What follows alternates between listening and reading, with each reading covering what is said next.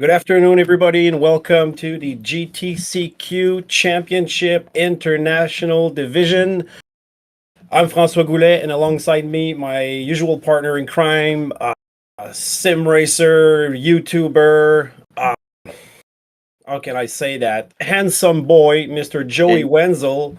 How you doing, Joey, today? good, Galetsky. How you doing, man? It's been we had a little break last weekend, but we're back at it today. How you feeling?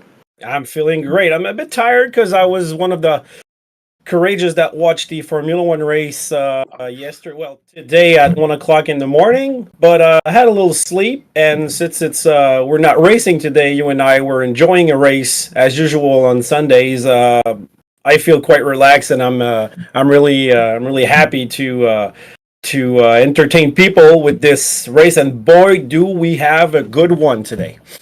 We do have a good one. Mount Panorama, Bathurst. We're here in New South Wales, Australia, to conquer the mountain in the BMW M6s. This should be a fun race. Yeah, International Division. Usually, we get races every 2 weeks. Now it's been 3 weeks. Our International Division launches the next round every time, but since we had, some drivers had obligations elsewhere, competition wise, we had to postpone the race for a week. So we have seen so far the Academy, Division 2, I think Division 4, if I'm not mistaken. So we have infos about this race so far. So we're gonna have this is gonna be exciting. This is a great track. We're gonna talk to you about it in a moment. We're gonna come back on the last race at Suzuka. That was quite an event as well. We had fun watching it. And our international division, which is sponsored by JT Tuning, by the way. Thank you a lot, Jimmy Turcotte, for sponsoring our division. JT Tuning is an enterprise that does tech for businesses, maximizing power and solving anti-polluting issues. So we thank him for sponsoring this division. And last round, Gracie, Suzuka. I had the chance to drive it a week ago. That was quite an adrenaline rush. But what do we remember from this race? Mostly the competition between mostly our French guys and how our Canadians That's did. pretty much it. The French dominated once again at Suzuka in those Lexuses, and Mehdi just had it in the bag. He wrapped up race one, race two. He was just off on another level on his own in that one. But at the end, actually, in that last race there, Killian did catch back up pretty close to him, but wasn't able to make the move in the end. So got some close races. The points are really tight. We're getting close to the end of this championship, so things are getting heated a little bit now. I think be curious to see what they come up with today and how they manage this iconic beast of a track. Yeah, in Suzuka, they pretty much had the same podium, but like Mehdi won both races, as we saw.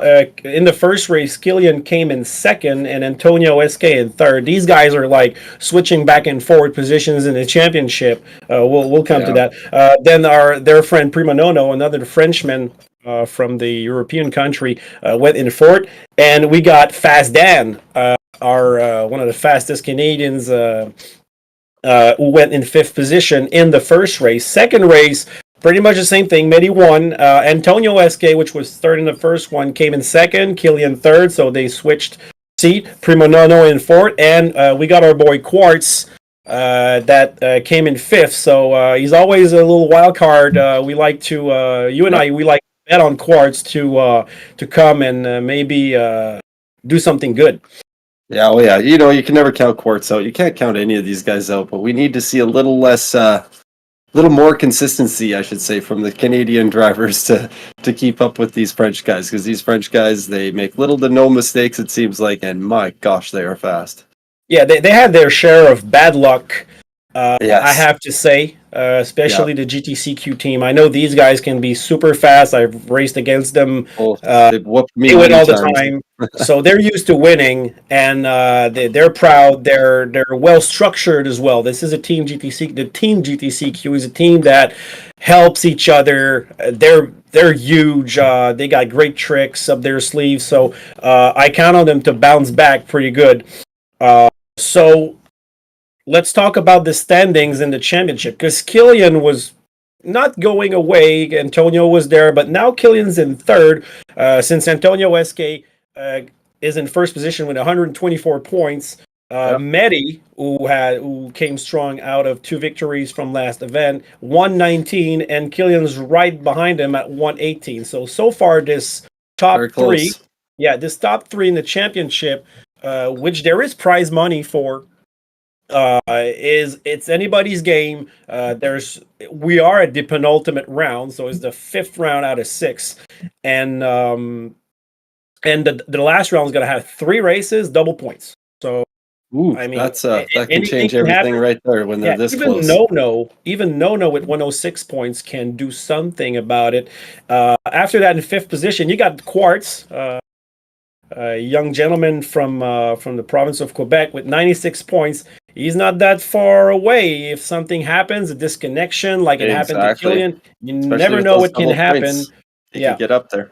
So that top 5 is quite, it's quite bunched up. And then you got Samio at 74, Janor at 69, Fazdan at 66, Mr. Dave at 64, and Petit at 56, closing that Java cart with a 52. The others are no longer participating in this championship, unfortunately. They're lost because it's quite an exciting one.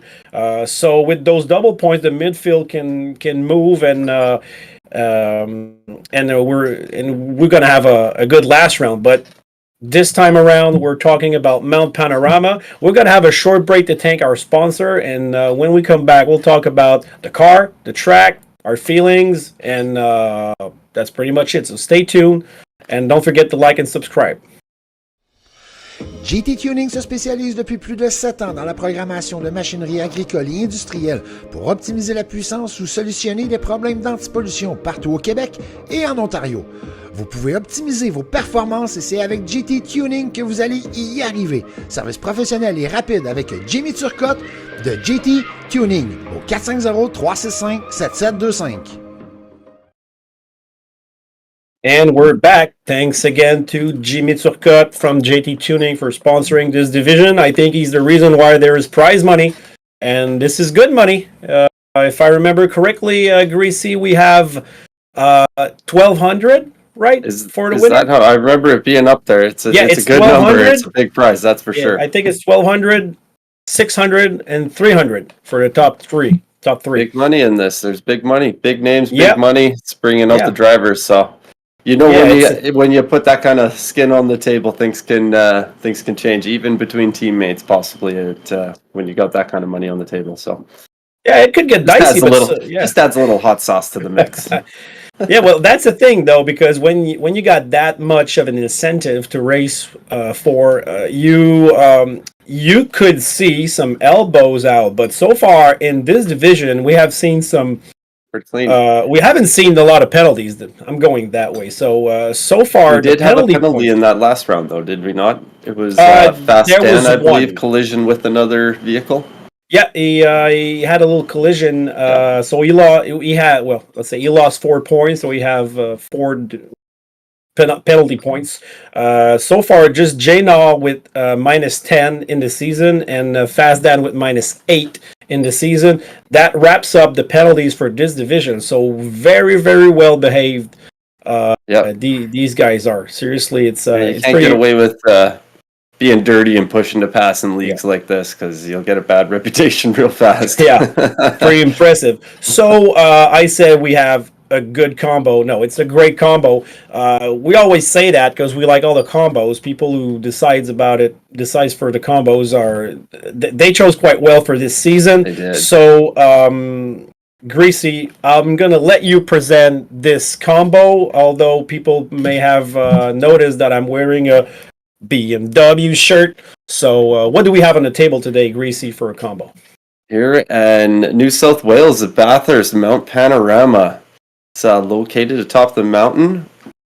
The Panorama, home of the Bathurst 1000 and the 12 Hours. One of my favorite tracks. It's 23 corners of pure insanity, uphill, downhill. It's like a roller coaster ride every single lap with this thing. And in the BMW, it is an absolute treat. I had the pleasure doing this one a while back, and it was an absolute blast. But really looking forward to this 6.2 kilometer street circuit. It is considered a street circuit, and it is a public road. And apparently a lot of these houses and residents that are up on this mountain can only access their residence by going on the circuit. Oh, So little fact about it, but yeah, 23 I did not corners know of- that. I did not know that. I did Yeah, a little the- research. Yeah, well, we're not we're used to see GT3 cars on this track when you talk about the Bathurst 1000 or the 12 hours of it. So the Bathurst 1000, it's a V8 supercar race. Watching those things go around here is insane. man, yeah. Insane. Oh yeah, these cars are beasts. This is a world-class event. The V8 supercar championship is something that if you guys are not used to that, or you don't know what to watch during the winter because you don't have any more NASCAR, Formula One, or IndyCar, you go on YouTube and you seek that. You want to watch these kind of races. Maybe there's a YouTuber called Josh Revel, and he does those little videos that wraps up like races, all the complete race. And this is quite spectacular. And the 12 hours of Bathurst, that's where we see those GT3 cars around. Yes. And you know what? Qualifying makes a big difference on this track because there's a few long straightaways to pass on. But if you can get out in the lead and get up that mountain, down that mountain before anybody else can, and you hold it, the chances are you could gain a gap, get out of that slipstream, and possibly pull a gap to the next person. But I can't wait to see this one. I love this thing. These BMWs look great. Track is amazing. It'll be a good one. I'm a big fan of BMWs for first things first, and this car it's pretty, it's amazing.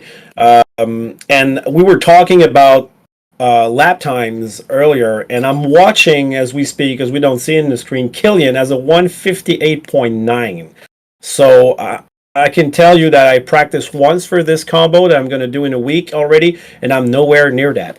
So let's talk about the track a little bit, because it's a fun track, it's a technical track, and it's a dangerous track. So for you, what are like the hot spots in this track, and where are the dangers, and where are the places where you can actually see a few overtaking?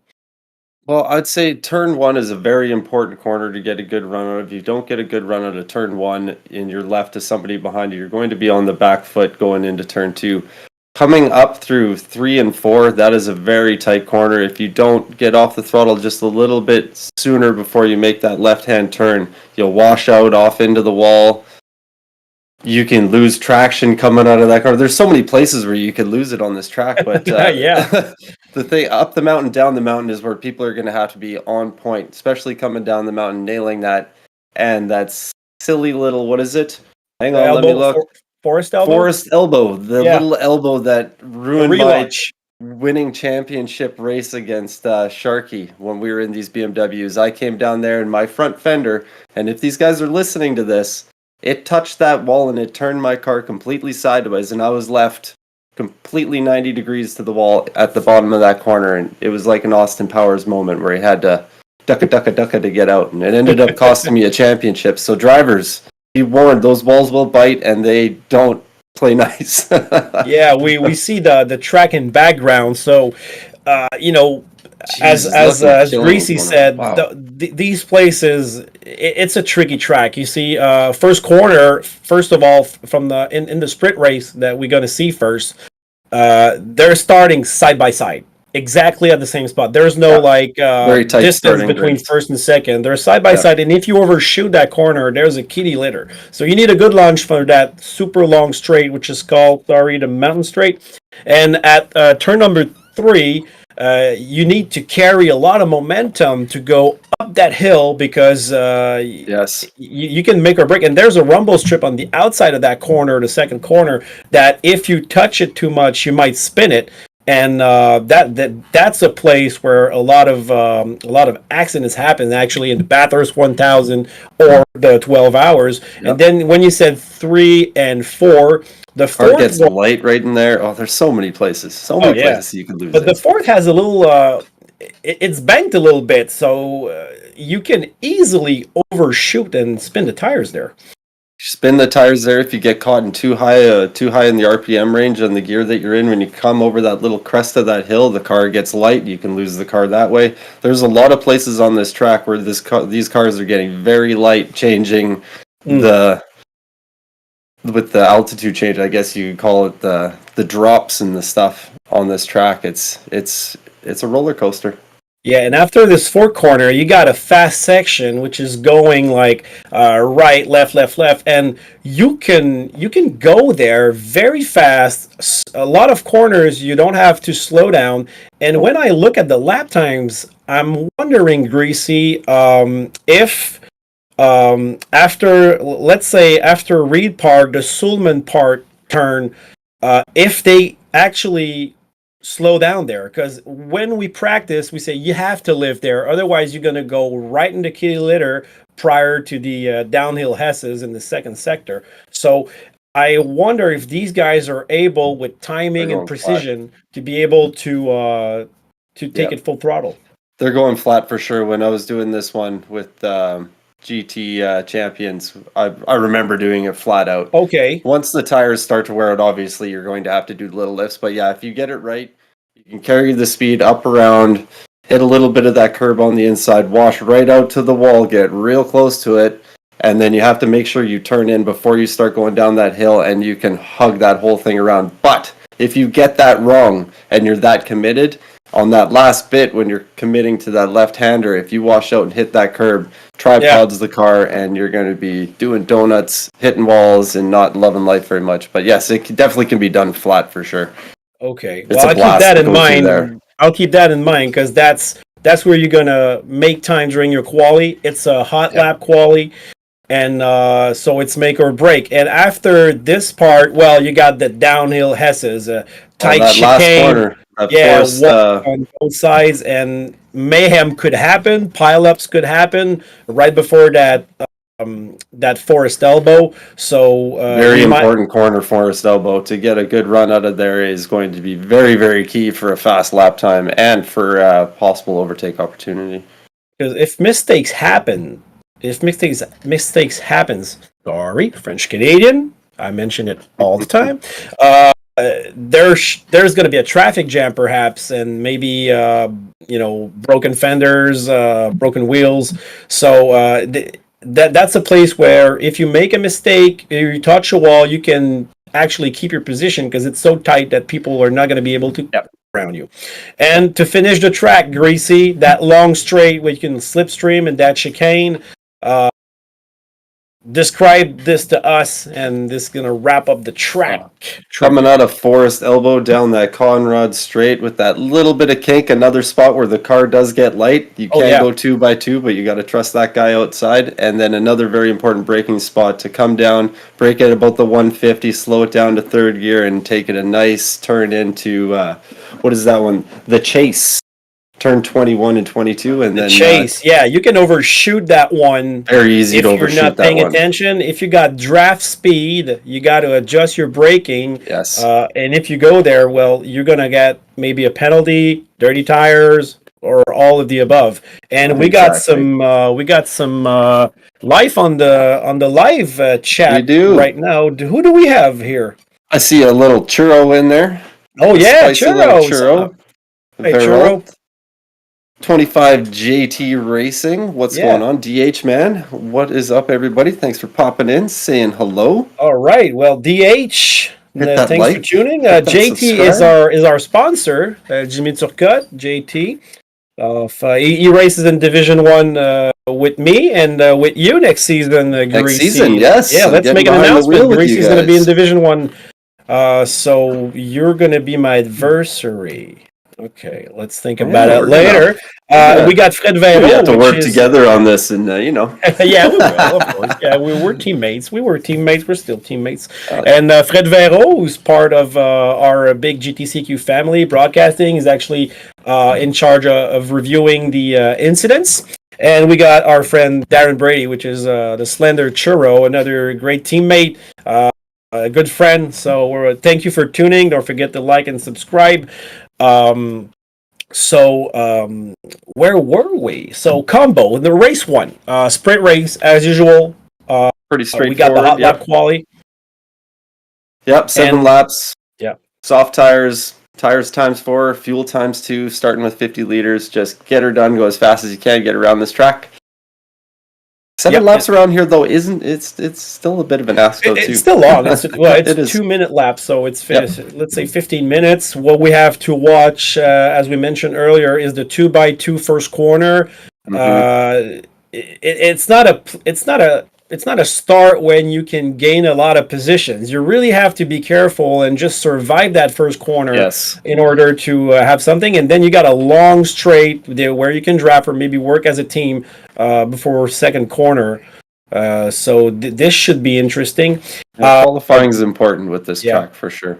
I gotta double check on the sound because I'm watching our friend Jas stream from the French broadcast, and he had his sound open. So yeah, I'm still hearing him, so I won't be able to hear the car for now. We are actually maybe 5 minutes away from that quali. Hot lap. How would you approach that? Would you take like every 3 risk, minutes. or you would be maybe you would be a little more careful in order to have just a banker? Well, it's tough with this 1 lap qualifying. As a driver, you want to go, but in the back of your mind, you want to make the lap complete too, right? You don't want to be starting at the back, so it's tough. It depends on your confidence level with this track. The way I was driving around here the last time, I was feeling really confident. I would have probably pushed it as hard as I could go. Yeah. So I'm hoping we see that. Yeah, I'm writing to Jazz. If you guys think I'm texting my girlfriend, I am not. I would like to hear the cars. Yeah, I think the only place where I would really don't take risk would be that what we think is a flat out turn up the hill. Yeah, but if you had that confidence going into that, knowing that you can pull that off, that's going to make a big difference. If other people are thinking, oh no, I better chill off a little bit here, you're going to gain a couple tenths there easily. Yeah, so far I see Killian did a 158 in practice, 0.9. That's the lap I mentioned earlier. It hasn't been beaten yet. I saw a lap, but I was on board with the lap on here a moment ago. He was absolutely flying down that mountain. It looked like he was going very quickly. He's got a Red Bull livery this time around. Good.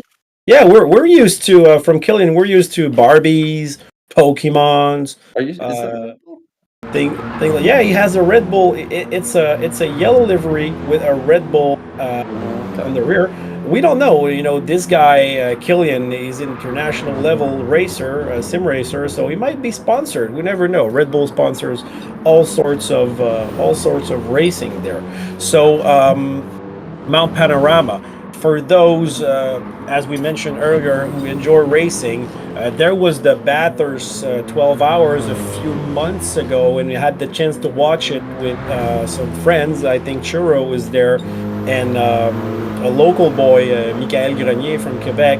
He was driving in the Mercedes team with Mauro Engel, for the Mauro Engel, pretty famous name in the GT categories, and they almost won the race, but actually what happened, he was really impatient at the Chase S, and he went inside and touched and turned the guy, so he had a penalty. So it's a track where you have to be patient and set yourself up for a good overtake, because you could pay a penalty, or you could just mess yourself up and do an incident. Like a wall or whatever. Like I said, these walls, there's some that you can just glance off of and keep going, do like a wall ride kind of thing, but there's other ones that'll just stop your car dead in its tracks. And it's I'm excited for this one. This is going to be a good one. That Bathurst 1000 is held every October apparently, and the Yeah, okay. 12-hour Well, event is every February. and I would like to remind our viewers that it is a video game. So sometimes, because it happened with servers lag and things like that, sometimes it happens that what we see in the screen might not be exactly what happened on track, or vice versa. So that's why we have the responsibility to double check or fact check everything that's happening, because since it's not real life or real physics, things that we see on screen might be different from reality. So Yeah, sometimes the drivers are seeing different things on their screens, and cars are a lot closer than they appear in the mirror. yeah, and it's a game, so there's hit boxes, and cars can actually touch without touching. That's the thing that can happen too. So the hit boxes, you could see two cars a meter away, but they're actually like tangling with each other. So it might create some crashes, control losses. So that's the thing also that I would like to the viewers to keep in mind. There's 3 resets, and the race is about, well, the quali is about to start. She'll just told everybody to be ready for that. I'm gonna double check if I still hear Jazz. And we're good. So I got the sound of the car. M6, one of my favorite cars. I like BMWs. This car, no, I hear him. This car, because there used to be the Z4. There used to be the Z4 for GT3, and now they use the M6. I think it has more downforce than the Z4 in this game. It does. It feels, when I got into that BMW Cup there, I was surprised at how planted this car felt. I was very surprised at how evenly the tires wore on all 4 corners on the car. It surprised me quite a bit, but it was quite enjoyable to drive this thing around. I had a lot of fun in this one. It is a big car, though. It is big. It is a big car, that's for sure. But it doesn't feel that big on track, though. It feels well suited for most tracks from what I did on the tracks that I ran with it anyway. And this was one of them, but this one was definitely the most fun to run with. I believe Tidgeny has done a video where Tidgeny he tests all the cars against the different BOPs that Gran Turismo puts out, like the high BOP, the mid one. And I believe the BMW M6 holds the record for the high BOP around Panorama for record time for out of his test for it anyway. It's kind of interesting video. Yeah, we got Killian in actually in first position. Well, he's leading the pack, and people are following each other quite closely. Killian seems to be a little bit out on his own there. They got a lot of track to space out. Although they do get a little bit of slipstream, and these straights would definitely help gain a couple tenths for sure on time with slipstream. But going up the hill and down the hill, I wouldn't want to be following anybody.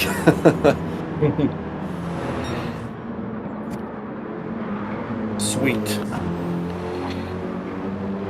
They're following each other pretty closely, Greasy. So let's remind everybody that now. Usually, looks like he's got a pretty good gap.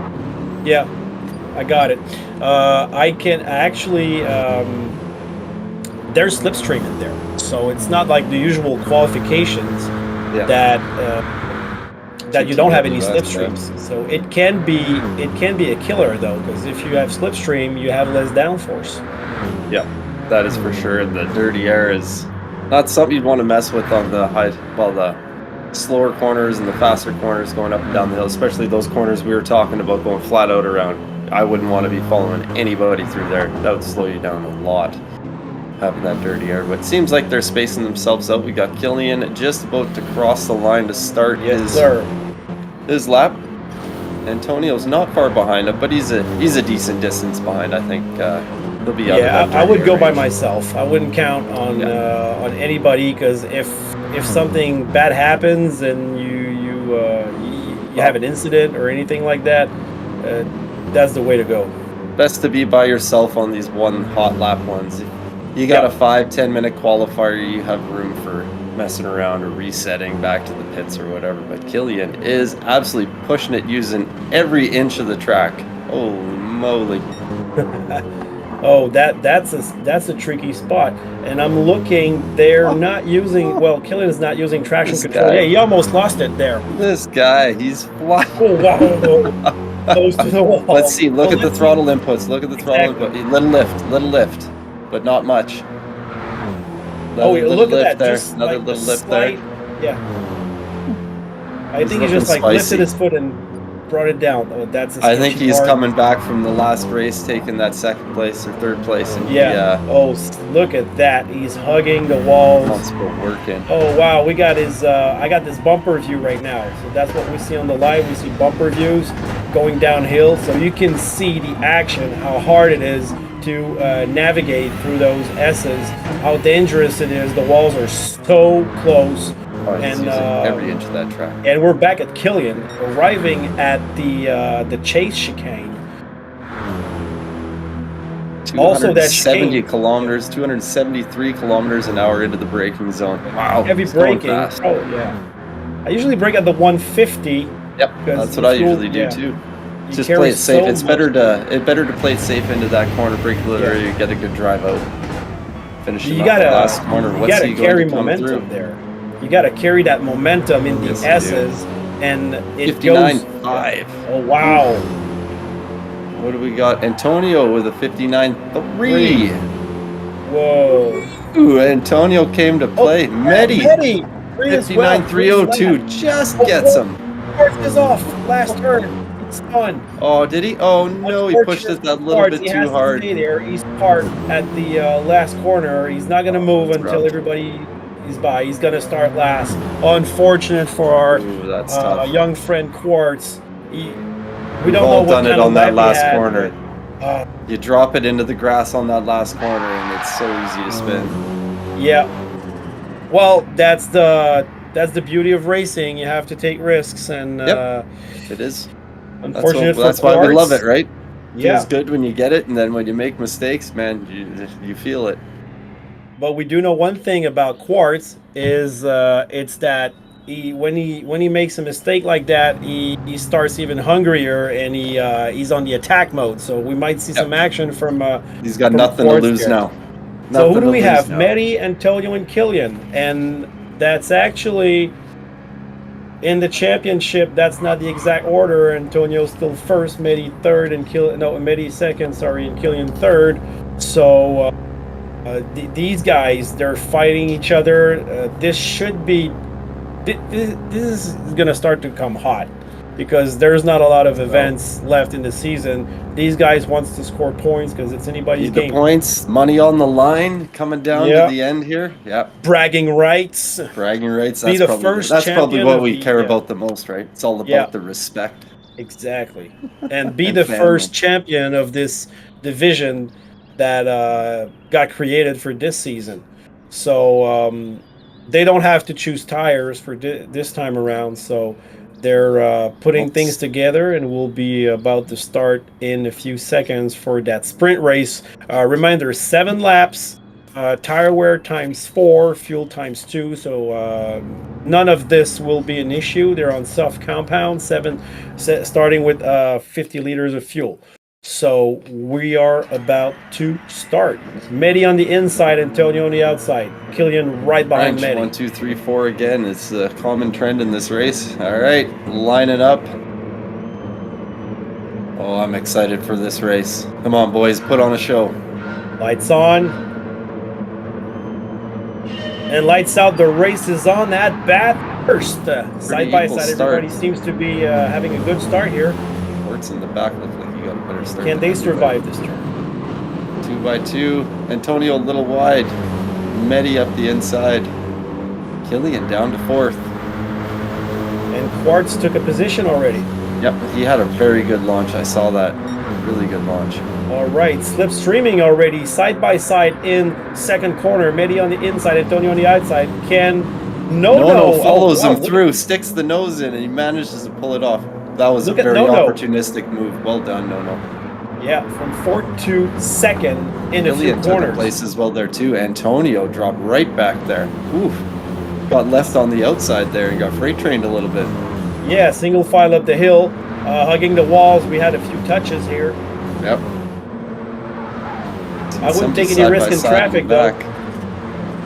Mehdi, it looks like he is wanting this one. Yep. Coming out strong right away.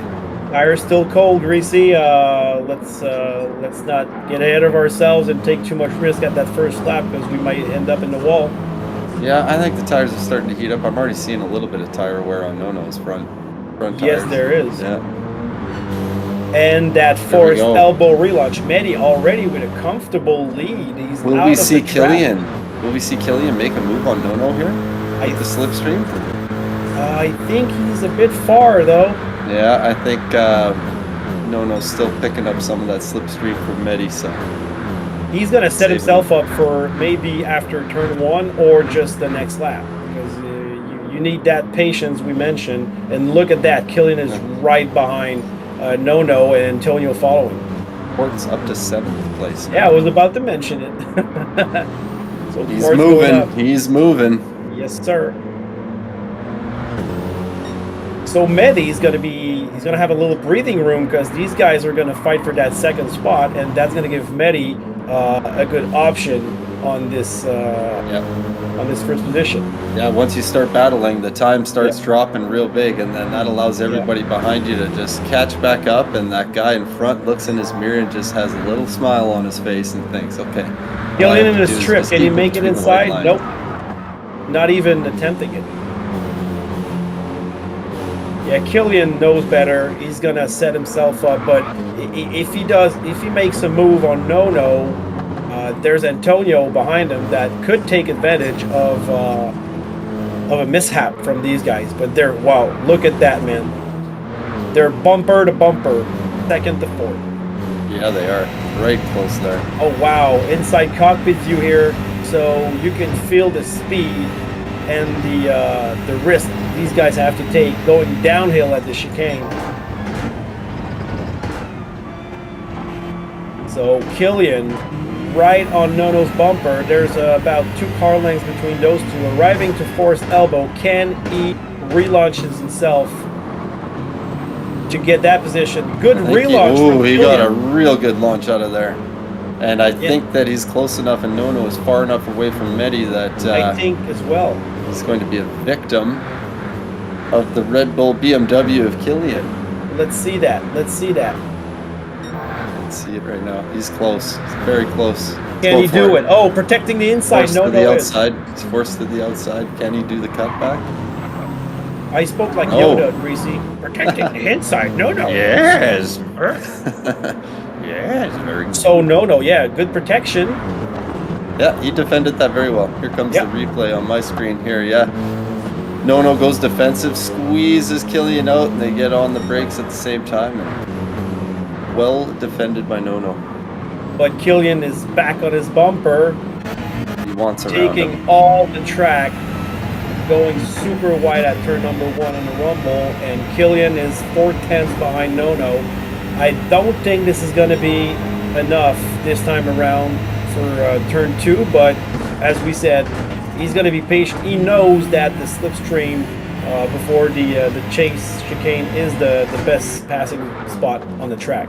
Yeah, I think it is at this level of speed and quality of these drivers. Yeah, it is about the only place, unless somebody makes a mistake. But Mehdi pulling out almost 2-second gap from what I last saw there already. So he's on the move. Every little battle these guys have, he's going to gain time. Yeah, he's very much in control. Killian keeping half a second between. Nono's off. Nono's off on the grass. I missed it. I didn't see it. Yeah, so his tires are dirty. Antonio's going to be. He saved it though. Yeah, he's balling up everybody now because he's going slow in this narrow section. And look, he's losing control. So Nono dropping a lot, and people coming behind them stuck there because there's nowhere to go. Like I said, this track will bite when you least expect it. It happens every time. To make it around here without a mistake like that, you're doing a really, really good job. How many laps did we do? I want to say we did like 30 laps around here. I can't remember what it was. Look at that side by side. Dave overtook Nono as well. Can Nono came back on the inside? Can Nono come back? Sorry, on the inside. Nope. He just tucked Oh, in behind. good move by Dave. Took advantage of Nono's mishaps. And the question now, can Killian close on Medi? That's a big ask. That is a big ask. Tires are In the wearing. meantime, you see, I don't know if you see that Samuel right in Antonio's bumper. So Samuel, we haven't seen him that much up front, except for a good quality at Suzuka that actually got unlucky after that. But we got a replay here.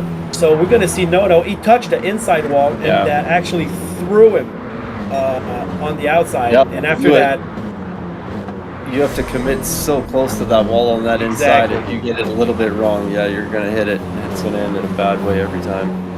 He did a good job of collecting that and saving it, though. yeah, it could have been much worse. And a lot of people suffered from that because, there's nowhere to go. Killian putting the hammer down now, but what is it? Medi 3.5 seconds out in the lead over Killian. Medi has been just showing a really dominating display in these last few races. Yep. I'm so tangled up in wires here, it's not even funny. Oh, Samuel lost a few car lengths between him and Antonio. It was very much in his rear. We see that the tire wear is quite even on this car. Of course the rights are going to wear a little faster, but it's not that evident. No, that's what I was saying. Like, this car is so... It surprised me so much on the tire wear with this thing and how balanced it is. That would really shock me. I thought they would just peel out the rear super fast, but... So where is the action? We got Nono coming back to Dave because something happened to Nono, but we know he has speed, so he will have to, and he's gonna want to get a few positions back. Antonio crept right back up onto the back of Killian now, 0.8 behind him now, so Antonio's got some pace too. Yeah, I have an impression of deja vu. Deja vu. Sorry. Deja vu? Yeah, well, we saw these guys battling all season, so I wouldn't be surprised. That they fight it out at the end of this race, since Killian is not going to reach Medi. According to what we're observing right now, and Nono's right behind Dave, so he's in position to attack, and he's not going to want to wait that much because he's got probably fourth position in sight. And there's almost 2.5 laps left. Yep, we're getting closer to the end of this one. Nono, it does look like he's catching back up to Dave here on my screen. Yes, Getting right back up in there. Well, he has to set himself up for that last straight. Looks like he's doing a pretty good job of it. Creeping up close, coming down the hill. Oh, I love this section of the track. Come down that mountain. Is that ever fun? Yeah, it is. When you get nail it right, perfectly, it's really satisfying. Oh, Dave hit the bounces. Yeah, I think he did. So Nono's going to have a good relaunch and good slipstream. Can he make a move on him? He's a little ways back there. Yeah, you're right. He might have not have that relaunch. Half a second off of Dave. He's a half a second back. I don't think he's going to have enough to get on him. Arriving at the chicane. Does not look this like, time around. I think these guys have a choice of driving the endurance model or the sprint model of this car? I think it looks like they're all in the endurance, but yeah. Well, actually, I don't even know what the difference, except for the lights at the bottom. Yeah, it's just lights. Yeah. So, but it's the sprint. Oh wow! Nono on the inside at turn 1. Going Can for he it. make it? Wow! Yep, got the move great done. pass. Stay with him, Dave. See if you can answer back coming up this hill. Yeah, he's got the slip though. So is he gonna go I think for he's close. Over. He's close. Oh, yeah. Go for it. All right. Okay. Nono goes defensive. Dave, you can make a move around the outside if you do have that overspeed. Ooh, I don't think it's gonna happen though. He thinks better of that. Yeah, that's risky. And look who's behind, Mr. Quartz, lurking in the shadows. Quartz just maintaining there, waiting for people to have little battles so he can make the best of his race after that that spin on the last corner. That's so harsh after on a track this long with this many corners. You go through everything and then you get to that last corner and you turf it. That's rough. Well, I would like to thank these GTCQ and Prima guys for giving us eye candy. Looking pretty good. And look at Antonio behind Killian.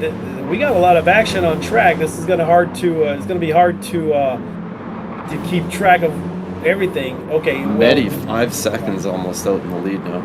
Now our 4 guys, Greasy, are a little less together, so we're going to focus on Antonio running at Killian's. There's one more lap after that, and he's 4/10 and closing. So he's going to be close coming down here exactly. to the brakes. He will be real close for this next lap. Stay patient, stay behind, get a good run out. Yeah, I don't know. But Killian is no slouch either. He knows how to defend and make that car double wide. Exactly. But if you play by the rules, there's always a way to get the position. This is true. Ooh, all right, he is right there now. Close to the grass there. Yeah, they're using up all the track. There's no doubt about that. Get the times that these guys are pulling. You got him. Oh, Quartz behind Dave. That's another battle that Quartz will want this position. Good relaunch is in the slip. So we're looking at both battles simultaneously. I have Antonio and Killian in my screen. And Antonio is right on his back bumper going up into turn 2. Yes, he is. And look at Quartz. Dave defending. This ain't over. He's right on his bumper. Last lap, boys. Wow. Bastan had a wiggle coming out of that second corner, got up on the curb. Antonio 3/10 behind Killian. Close race. Quartz and Dan together behind Dave. This is awesome, man. This is great racing we have here. These cars look so good going around here. Oh yeah. Going down the hill, we're gonna have a look probably at Antonio and Killian. Look at that. He's right on his bumper. He needs a good relaunch. Can he get it done? Killian got a strong drive out of that corner. Did he clip the wall a little bit there? I think Antonio, he did. Or? I'm not sure, but he had a little wiggle from the rear. I don't know if it might cost him that. Yeah, I think he's too far now. Unless he sends it. He's right there. All right. 0.2. Does he? I thought about it. We thought about it twice. Oh yeah. He thought about it twice. He probably thought also about trying to push Killian to a mistake. Yep. I don't think you're gonna scare Killian. Okay, so Medi winning. There you go. Antonio wisely not attacking, keeping that 3rd position and not taking any penalty points. No, Dave Quartz was right there. Wow, what a sprint race! Seriously, and Jana after that in 9th position. What a race! Seriously, Greasy. Woo. That was a good one. That was a good one. Medi showing up again and just getting out there. Like I said, get out of that first corner, get up the mountain, down the mountain before everybody else, and you have a good chance of walking away with these races. So wow, he proved that point there, and this is good. See what this next race will bring. 22 laps. M6 and Bathurst delivered. Always does. Always does. Yeah, it'd be interesting to see how this 22 lapper with the mediums and the soft tires plays out with the tire strategies. Have you noticed any tire strategies that people are doing before? I did a little bit because in the second race, let's go through the results, and then we'll talk about those tire strategies for the second race. So we got Medi in first position, dominated that race, never been bothered by anybody. Killian in second, Antonio in third. Samuel, good result, great 4th position. Took advantage of the mishaps in front from Nono. Nono, who was really well placed, had an unfortunate event, but I think he went up to 7 and came back to 5th. So kudos. You got Dave in 6, Quartz in 7, Fast Dan in 8, and Jana in 9th position. These guys they were fighting. It was anybody's game in the midfield. and this is what we like about this division. There's a lot of clean, intense, and fast racing.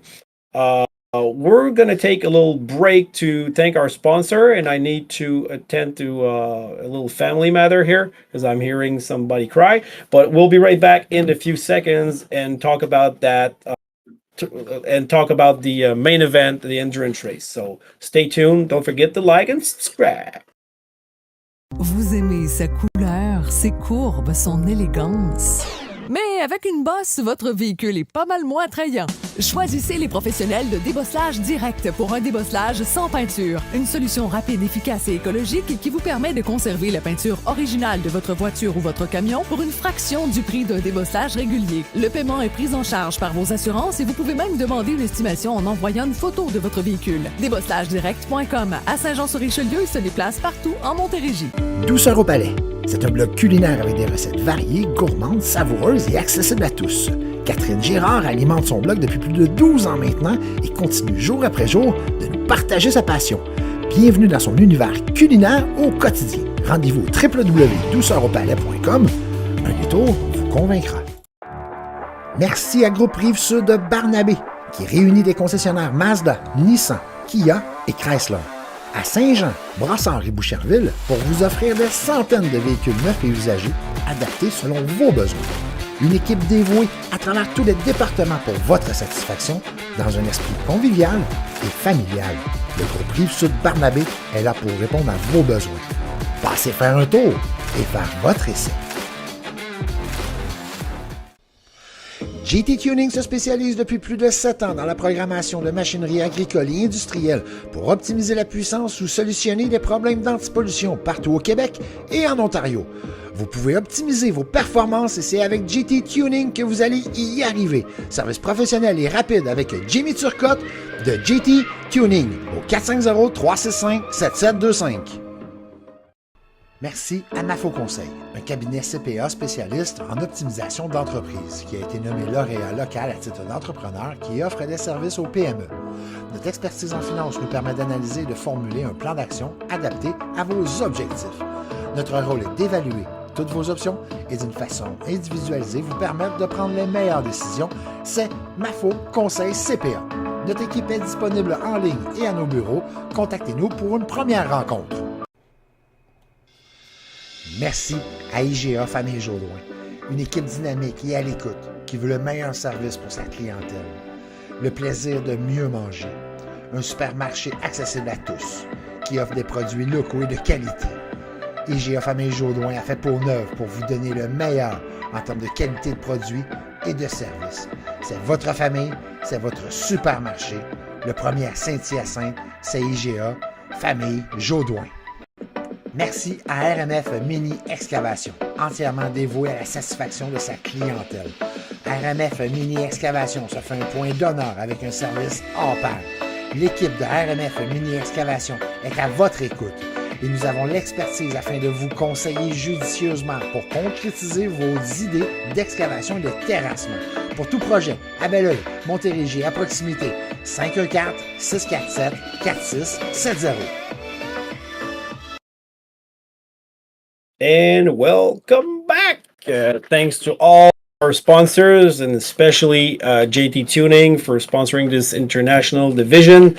JT Tuning, a company that works in the agricultural businesses mostly, but it serves to improve maximizing power and improving and solving anti-polluting issues. Good tech. Been to his Facebook page.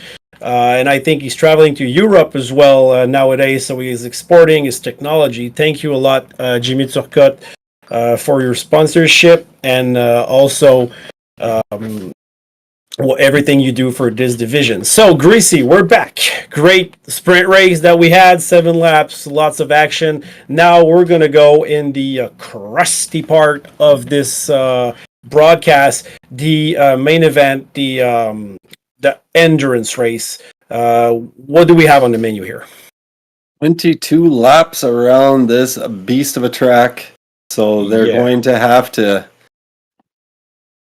do way more than they did in that last one, that's for sure. Consistency is key. Keeping up that speed is key. We're going to see tires starting to chew out on this one. Looks like the soft tires are possibly only going to be 6 laps to 8 laps at the maximum. So it should be a good one. We got medium and soft tires in this one. Tires times 9, fuel times 2, and we're starting with the most fuel we've had yet this season with 65 liters for start fuel. Yeah, so we'll see what these guys do with these the settings they've been given for this race. So should be a fun one. Yeah, that times 9 multiplier on the tire wear. This is the wild card. I had the chance to practice this race, and if we were talking about maybe tire strategies, we practiced starting with the softs, and with that fuel load, it melts like crazy. You can push or extend to 7 laps. With a set of soft, but if you do that, you really have to take care of your tires. If you drive fast, there's no way you can do 7 laps with the soft compound with the amount of fuel you got at the start. So, as you said, there's only mediums and soft permitted on this race. No hard compounds. I'm sure people would have loved to have the hards available, because at this multiplier, this is where you see that people that can conserve tires can prevail the most.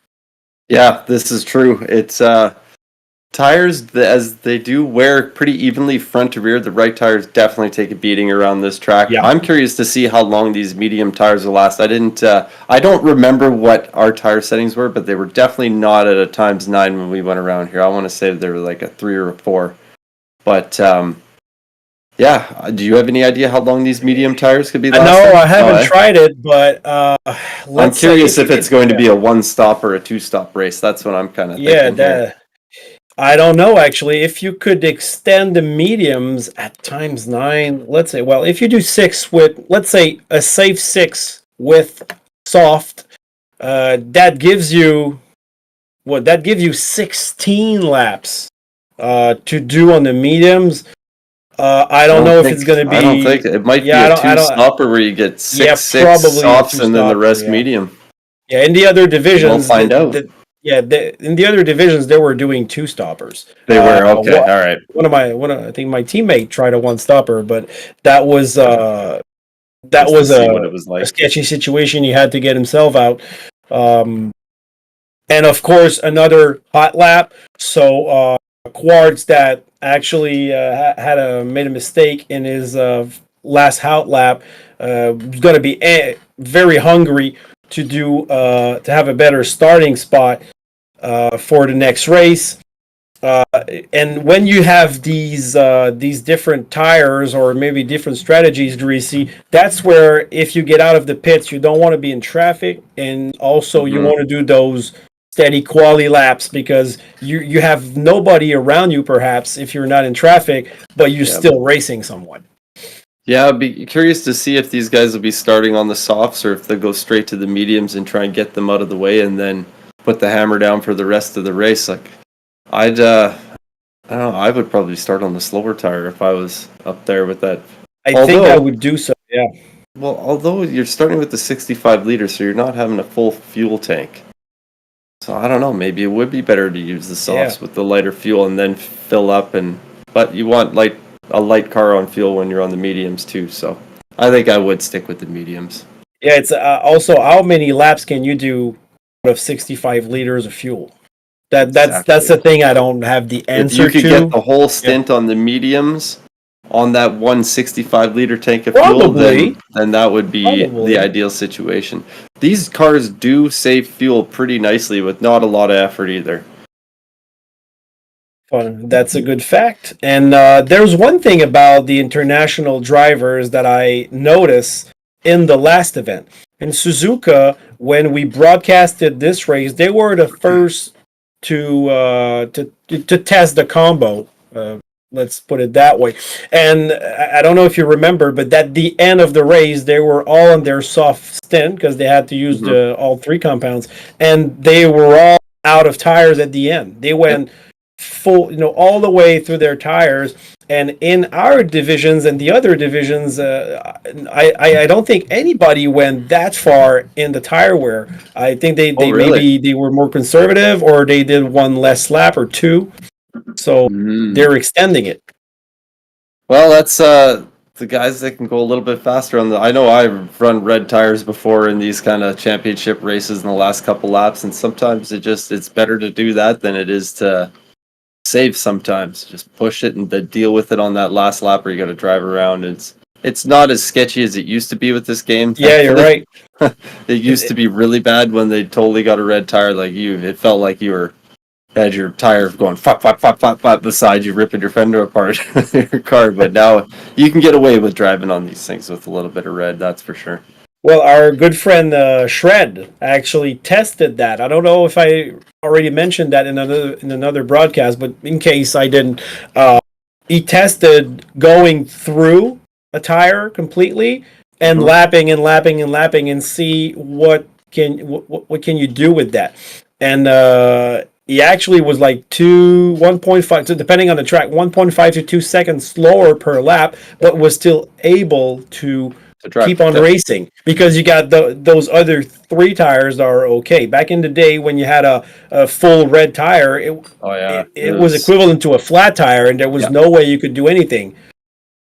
Yeah, that simulation when it was like that there's no way you'd ever want to get it all the way to red. Like, that was a death sentence in a race. That happened on a front tire, you'd be going hard right away when it went down. But thankfully they changed that a little bit. But they may have to tweak it a little bit, because I think it could use a little bit more time added on for the bald tires, because there's been more than a few races that I've been involved in where the tires get worn down to absolutely nothing and you're still cruising around on them. So. Well, you said thankfully it came to that. I disagree. I was one of the.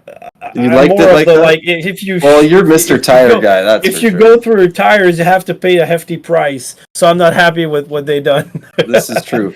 But how often do you see a tire go completely flat? You know what I mean? Yeah. When you have an advantage, you don't want to surrender it. That's like exactly it, man. I hear you. But that's the thing with and there's a hefty difference. There's a good difference between when you have maybe just like 20% left of your tires and nothing, and that's where at the end someone who conserved this tire better than the guy in front can really take advantage of him just not being able to get the corner. When we did Suzuka in Division 1, we got a little delay because Quartz is rebooting. So when we did the Division 1 at Suzuka, all the tire strategy were messed up. But at the end, at the last end, that's where we all regrouped. And I remember, like, the three guys, 1 through 3, I did not know their tire wear, but they were all slowing down and figured out, turns out that I had better tire wear than them, and I was slowly catching them, but they were able to protect or anything. But if there was maybe one more lap, they would have, their lap time would have fallen probably for 2 seconds or plus. And unfortunately, I did not have that extra lap to maybe gain another position, but you really see the difference when your tires are done, that you're really slowing down, and it could be dangerous also. Yeah, it definitely can, but you can't get away with stuff like that, though. That's the beauty of this game. We're about to start getting my screen share going back here. I had to reboot the screen share just so I don't lose it halfway through this race. I'm going to do this. I'm going to do it as well because I don't want to lose the screen share. And I apologize for our viewers if you hear a little girl crying in my microphone. If you don't hear her, unhappy camper over there. Or? Yeah, well, it's because I took her sippy cup, I guess. Bad dad, bad daddy. Yeah, my daughter's not happy right now. We're amateurs. We got families. It's Sunday, and she's probably crying because she cannot watch the race with me. I mean, I don't see any other reason. Quartz is first in line, and Killian's right behind him. Yeah, Quartz got out of the pits first. Yeah. Let's see if he can do something with it. And our friend Jazz just gave us the telemetry, and you see these guys. They're not using traction control at all. Not at all with this one. That's a car that it's a dangerous car for snap oversteer. Once you get used to it, though, it's a really friendly car to drive. Like, I was shocked. I was at the beginning of Gran Turismo when it first came out. This car was insane. It was so hard to drive, and then they kind of numbed it out a little bit. And when I joined that BMW Cup, I was a little skeptical. I'm like, oh, this thing's going to be a little bit of a handful. I was surprised at how easy this thing was to drive after you got used to it. Well, you're right, and there's a thing, that's my manufacturer. I got a love for BMW, so I use BMW for my manufacturer's cup. The fun thing about it is that you can choose between 3 cars for Group 3 and one car for Group 4. And I like the Z4 myself. I really like that car, and I took it for a race, and I did okay. And the race after that, I think it might have been in Dragon Trail, I'm not sure. I took the M6 and I improved my lap times drastically because I think it had more downforce, and it's a more recent car. It's a fun car. Well, in that BMW Cup that I was in there, we had the choice between all 3 of those cars as well too. I think there was maybe one race that we did where somebody picked the Z4. I think it was Sharky picked the Z4 just to be a little different. But yeah, everybody was always in the M6 for most of the races. Nobody dared take that M3 though. Yeah. No, yeah. But nice car, the M3, but it's an old one. That's the thing. I think they're just improving on technology and the BOP. Although there's BOP, the more recent car delivers. We're started. So Quartz is already on his lap here. It looked like Killian wanted to get around him and lead this, but Quartz wasn't going to give that spot up. So Killian he gave up on this. So they got a hefty distance between those two. Come on, Quartz. Let's see what you can do, buddy. Big. See, he had a lot bigger of a lift coming through those corners than Killian did on the last race qualifying lap. I got my eyes on Antonio right now. Look at the tires already. Antonio did it almost flat.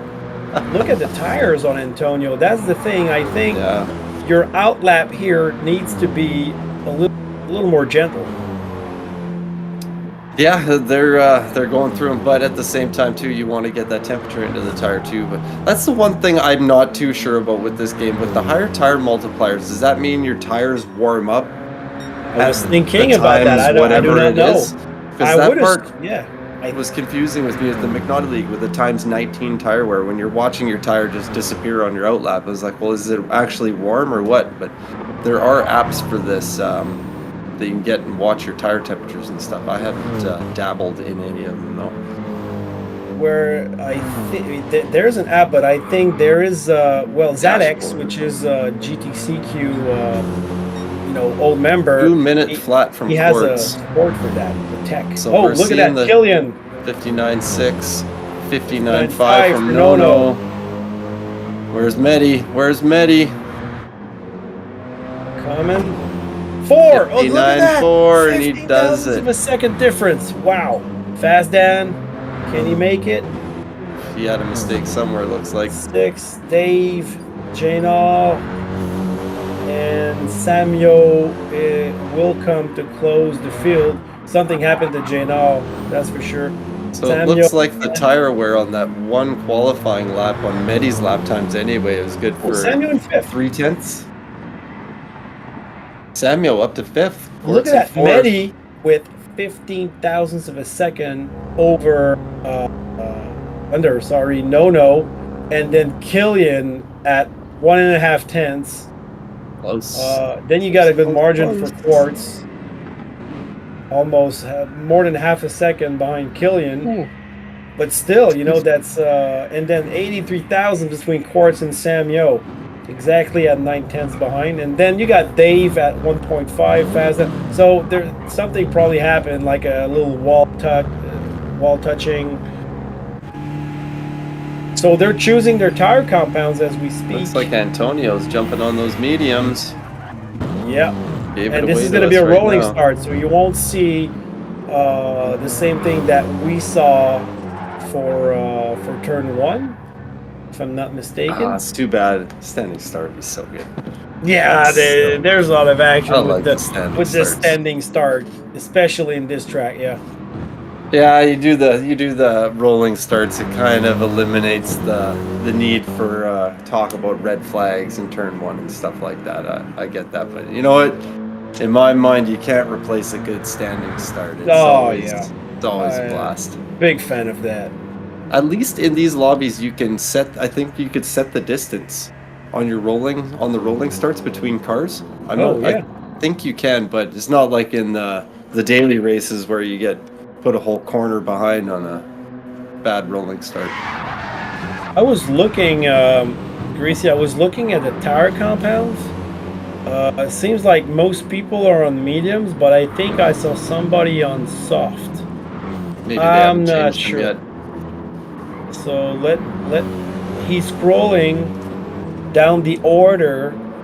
So Medi and Nono on mediums, that's for sure. Killian on mediums as well.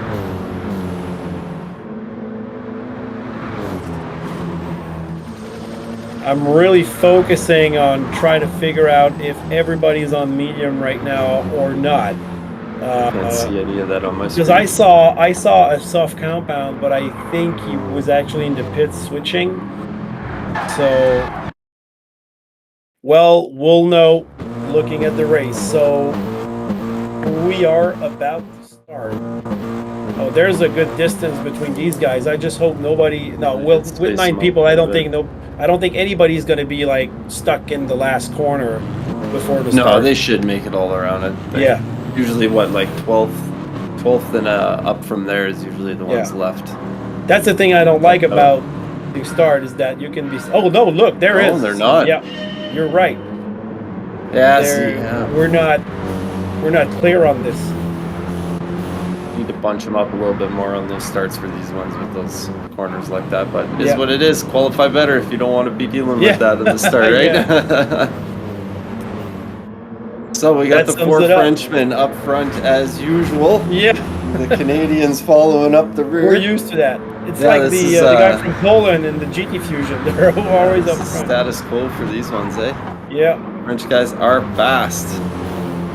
Who can take care of their tires better than the others? That's the big question. Single file up the hill. So far, everybody on mediums, Greasy. Yeah, I've seen. Well, the only one I'm seeing is Antonio right now, and he is definitely on mediums. Now let's see if Medi can get away. Just take Quartz off. on mediums. Come on, Quartz, do something. Oh, touching the wall there, the guys from GTCQ. I don't know if it's a lag or a real fact. Medi still, look at that. He's out of draft reach again. Killian behind Nono. Excuse me. You're all forgiven, my friend. With a tickle in my throat. Well, to quote the great Murray Walker, he had a lump in his throat. A lump in the throat. Yeah. Did you know about that quote when Damon Hill won the World Championship in 1996? I got this job because I have a lump in my throat. I can't say I've heard of that one. Oh, that's the most famous quote from Murray Walker, the great late Murray Walker. For those who like Formula One, he was the describer for the English version for decades. So everybody's on mediums officially. Looks like Medi's slowly pulling out. He hasn't gapped him too hard, but he's definitely out of that slipstream range, and that'd be looking good coming down this next straightaway here, where he won't have to worry about the slipstream. 2 guys behind Antonio, Killian, Quartz. All of these guys need to work together unless they want to just be battling for second place. So it's one of those ones where you got to play the long game, and you got to just be patient, stay behind. If a mistake happens, you get around good, but if not, you don't want to be wasting any time battling, otherwise that leader is going to be gone. And Medi is not one you want to mess around with out front by himself, because he's proven time again that once he's out there, it's very difficult to catch him. He's taking a good option on the championship, because if you see, Antonio's in first, well, before the first race, and Medi's in second, 5 points behind. But now Medi's in first, and Antonio's in fourth position. So that's good points for Medi. He could take the lead of this championship if things stays like they are right now. the last 2 rounds of this championship, Mehdi has really come around on it. I think he's okay. You know what? We're getting to the end of this. I got to put the hammer down now. Put a little more practice in. Yeah. Who knows? Practice makes champions. Yeah, practice makes a big difference. Believe me, I did a lot of those races where I didn't practice, and guess where I placed in everything? Second place. Yeah, well, that's what I with this championship. People know that I don't put that much practice into it, and the result shows I'm not where I would love to be, where I would like to be. But you're when competitive you enough. put the time and you practice and you get some hints and tips from your friends or teammates or even opponents, that's where you can get that half a second or that second that you're craving for. And there's a thing about the last race, Greasy, that I did not know. When I practiced it at Suzuka, I was trying to save fuel. But this Lexus, you really have to rev it up to get the most out of it. So I learned that an hour before the race.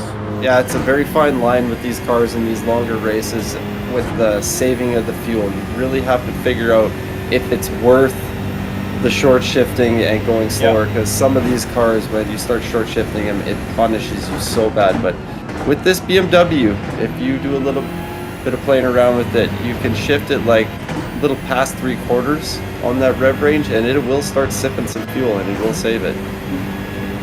Look at Nono. He's 1.3 seconds behind Mehdi in the lead position. There's a thing, maybe Nono could, and I say could, do an undercut, because you look at the lap times. Now the fastest lap is a 201.2 from Mehdi, and this is around 2 seconds slower than a lap on the soft compound.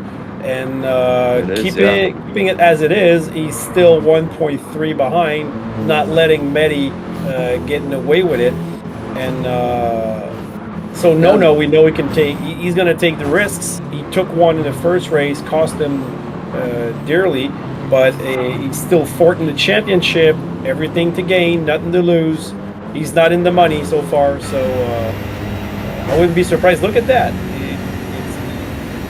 He's going to be chasing him, and I would love to see an undercut from him. Yeah, it would be interesting to see. You know, if you're up there, you got nothing to lose. Why not try something a little different, shake things up, maybe shake up the field a little bit. You never know. It may throw some other people off, and they make mistakes or do something different, and changes the championship numbers. Everything's up in the air with those double points with these top 4 guys. Yeah. Well, do you agree that this track is an easy one to defend? Yes. So you can make your car very wide on this one. You can, when you do that undercut and you get that track position, you can also take care of your tires right after that and try to keep the guy behind. At bay. Yeah. That's the thing is, it is easy to make your car wide, but like you said before, it looks like a regular track, but is considered a road course, so those walls are out there, and when you start dealing with really low tires and you got the pressure on behind you, you get up on a curb the wrong way, you could spin it and cost you a race. I hate being on the back foot on tires at the end of races when it's a strategy like that where you got people coming up on you hard. It puts a weird pressure on you, and I'm not a fan of that. I'd rather be on the aggressive strategy than the defensive strategy, but if you need to make your car wide around here, it can definitely be done. It's not very hard to do. Yeah, always better than being the guy with tires and fuel at the end to have weapons have to the attack. Confidence to push. Yeah. So Killian, these gaps are all kind of the same. They're all about 1.2, 1.3 apart from one another. Exactly. I'm wondering if it's that dirty air playing a factor in this one here. Perhaps, they're doing the before ground effect era kind of Formula One behavior. Right, yeah, just spaced out just at that perfect second and a half. Staying there, just carefully doing my thing. Look, 1 second between Killian and Nono, and 1 second between Nono and Mehdi. So that's exactly that. And then Antonio is second behind Killian. Where is Quartz? We know he's in fifth, but how far is he?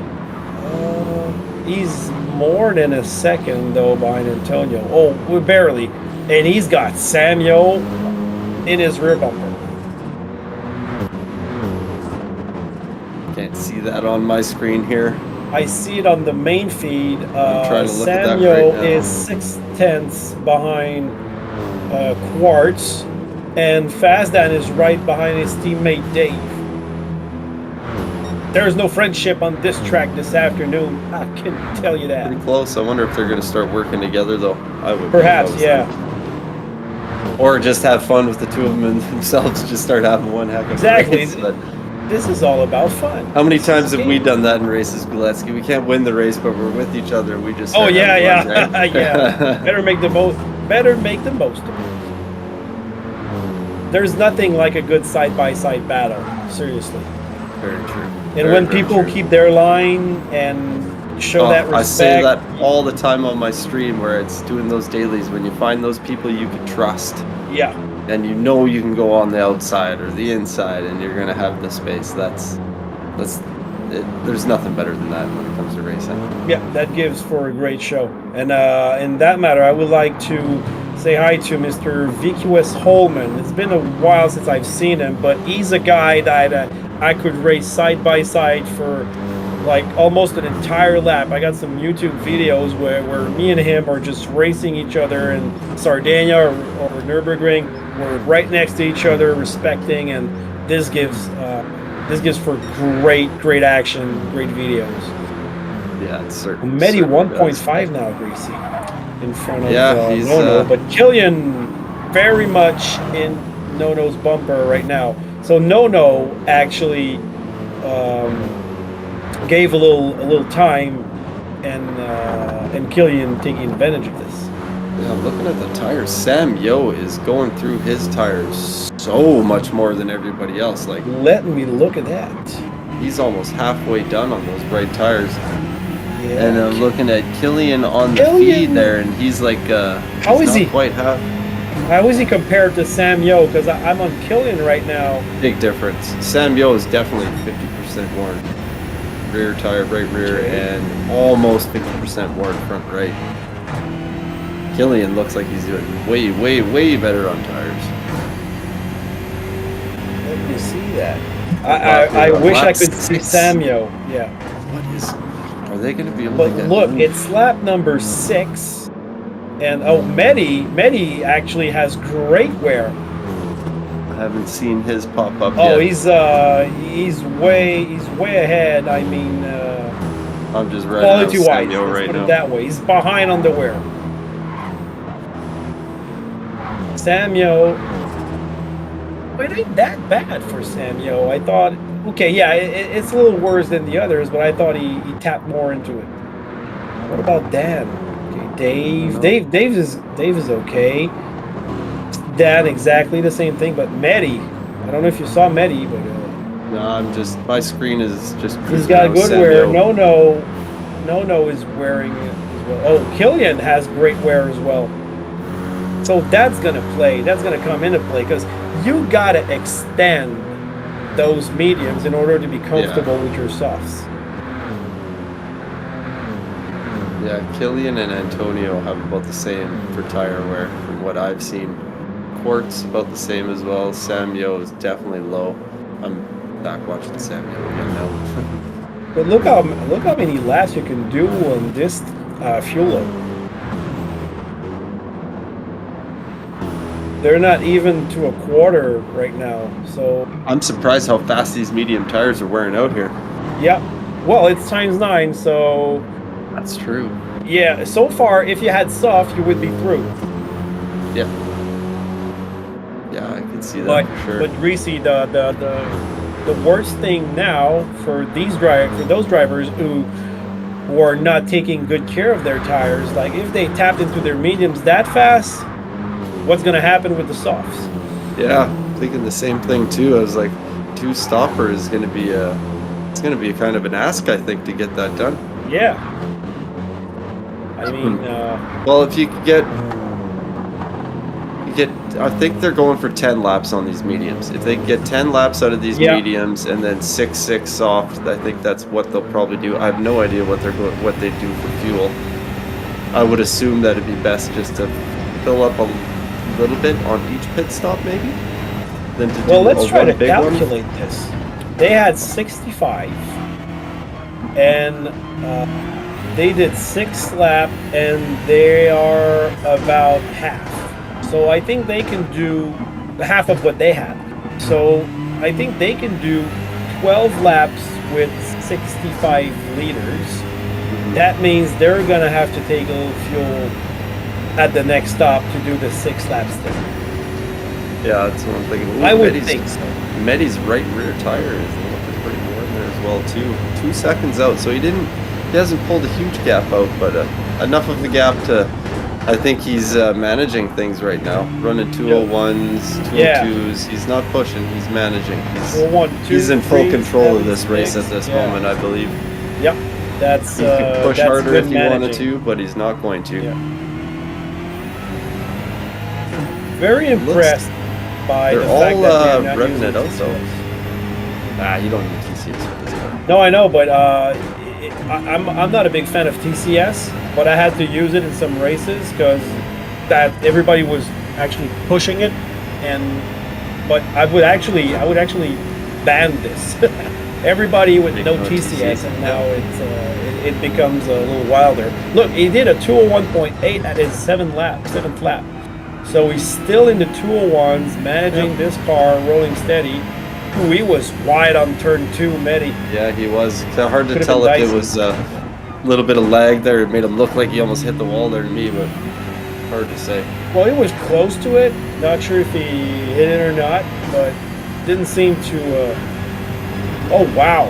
I don't know. It looks like he's brushing the wall right here. Coming up that hill, it looks like he brushed it a couple times. But like I said, it could be lag that I'm seeing here because it's not. But I did not expect him to be full throttle going up on the right, especially with worn mediums. But this is international level drivers. They can deliver consistency. Oh.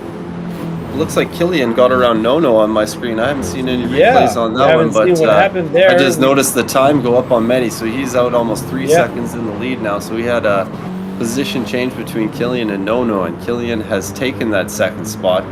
You're right. I don't know if Medi's not going to want to see that. Medi wants to see Killian at least down in 3rd or 4th, I would think. I got my eyes on Samuel. He's got around 15% left for his right tires, either front to back, and he's arriving at the end of lap 8. There's no way he's making it lap 10. There's no way. Not a chance. No, there's no way. Medi has the same wear on the rear right too. Oh, they're all jumping into the pits on lap 8. So they're going to do 7 and 7. Yeah. This is crazy. So they must be filling up to go to the end or taking the fuel they need to get to the end here. Yeah, but if they fuel up, Greasy, if they fuel up, they're going to go through their tires. I know. That's what I was thinking there. They're all pitting. All right, they're all pitting. Nobody left behind. Killian and Antonio were doing a little better on fuel, but not a huge difference in fuel saving. Nobody did short shift it. I think somebody could have. I think you could have got away with some short shifting in that one and made a move in the pits. Possibly. Which pit crew was the best? Oh, look at that! Oh, come on. Not what I thought it was. Well, let's not forget that some people might take another set of mediums. Look how close Killian got to Medi from saving that little bit of fuel. Yeah, He is right on the back of him now. That 3-second gap is gone. Just from saving a few liters of fuel. It makes a big difference. And like I said, in these cars, you could short shift them just that little bit. And I think that's how I scared Sharky some of those times in this BMW. Yeah. You got to keep that in mind. Look at that. Sam, Quartz, and Dave are all just 1, 2, 3 together right there. Or I should say 5, 6, 7 together. Antonio looks like he's pushing hard too. No.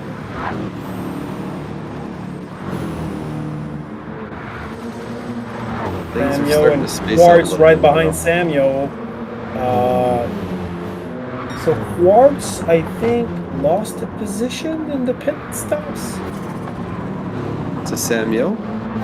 I think he did. Not sure. I'm not sure either. Maybe So he's using more fuel. yeah, Killian behind Medi. He is in slipstream range, but barely.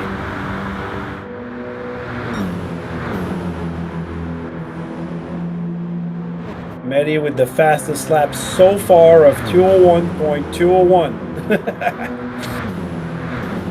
That's fun. Yeah, don't see that very often. Eh? Dave right behind Quartz in the slipstream. Can he overbreak him? No, not yet. No, just staying behind. Placing himself. Maybe that's the best way to conserve tires. Being behind somebody and try to not over push it. He's on. Can he attempt it on the outside? Dave pointing his nose. Quartz defending like a boss. Dave's very much in his bumper. Something's gonna happen soon. Good relaunch from both drivers. Was it Quartz's move on Dave there? Yeah. Or was that Dave trying to go around the outside? I'm getting a replay here. Dave was trying the outside. I don't have the replay right now, but Dave's in the slip. Looks like Medi's pulled a little bit of a gap out to Killian, still within a second though. They're flying up and down this mountain. Is it going to get dark in this race for them? It's looking that way. Yes. This track gets late afternoon. It gets real dark on this track when it's in the middle of the night. Oh, Samuel brushed the wall on my screen.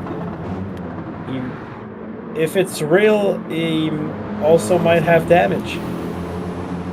Not sure. He brushed the wall at high speed, but that wasn't that big of a hit. But I saw some sparks. Antonio, Samuel, no damage on Samuel's part. We're good. Now they're all kind of spaced out now. Yeah, we're gonna have a little single file train till probably the next pit stop. Also, they filled up the cars. Killian didn't. Killian's only rocking a quarter tank of fuel. Okay, that's it. Because Jano in 9th position, I think he took the load for the rest of the laps. But we spoke to Guillaume, Chill, and Jas, our colleagues, before the race. And I think Guillaume mentioned, our producer, by the way, I think he mentioned that if you take a full load of fuel, this is really not suitable for tire wear conservation. Well, probably not. That extra weight would make these tires melt away even faster. Mm-hmm. But Jay Nord is on medium tires, it's showing. He's running around in 9th place and a minute back, but... Oh, well, he might have taken another medium set, and that's why he took the full load. So he's going to finish with softs at the end, because he might not be able to... manage the softs. Exactly, that tire wear multiplier. But he's far away in last position. Yeah. So. Well, it's getting dark. Adds a whole nother challenge to this little track here. Oh, yeah. Definitely does. I thought I had my race in the bag, and then it got dark. Yeah. Well, the track temperatures change as well too when you get it darker, yeah. so you get a little slippery. We're not dealing with a huge amount of wind on this race. Look, it seems like today. Medi's in control. Yeah, Killian is 100%. dropping a little bit, but we remember that Killian had a much better fuel consumption at the beginning. So, do you think in this stint, even though he's dropping maybe half a sec to a 1.5, he could actually maybe make time in the pits again and leapfrog him?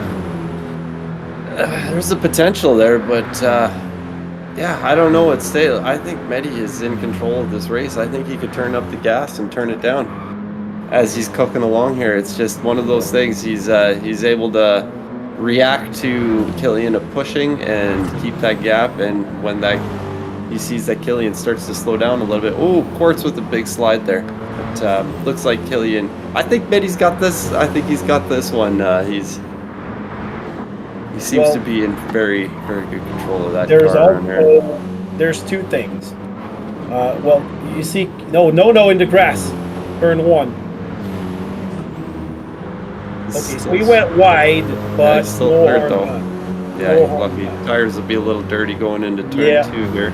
Careful They doing stay that. dirty much longer with GT7. Yeah, they do. We mentioned it in other broadcasts, but this is a killer. You just go on the little You grass. have to have all 4 tires off for them to get dirty though. Oh, really? Is that Yeah, like a... according to Tidgeny, that's what he's been testing as well too. But you gotta get all 4 tires off, then you get dirty tires. If you just drop 2, that's like at Road Atlanta where you're dropping 2 in the little S's section. You're not getting dirty tires there. You have to have all 4 off for it to get dirty. Well, you know what?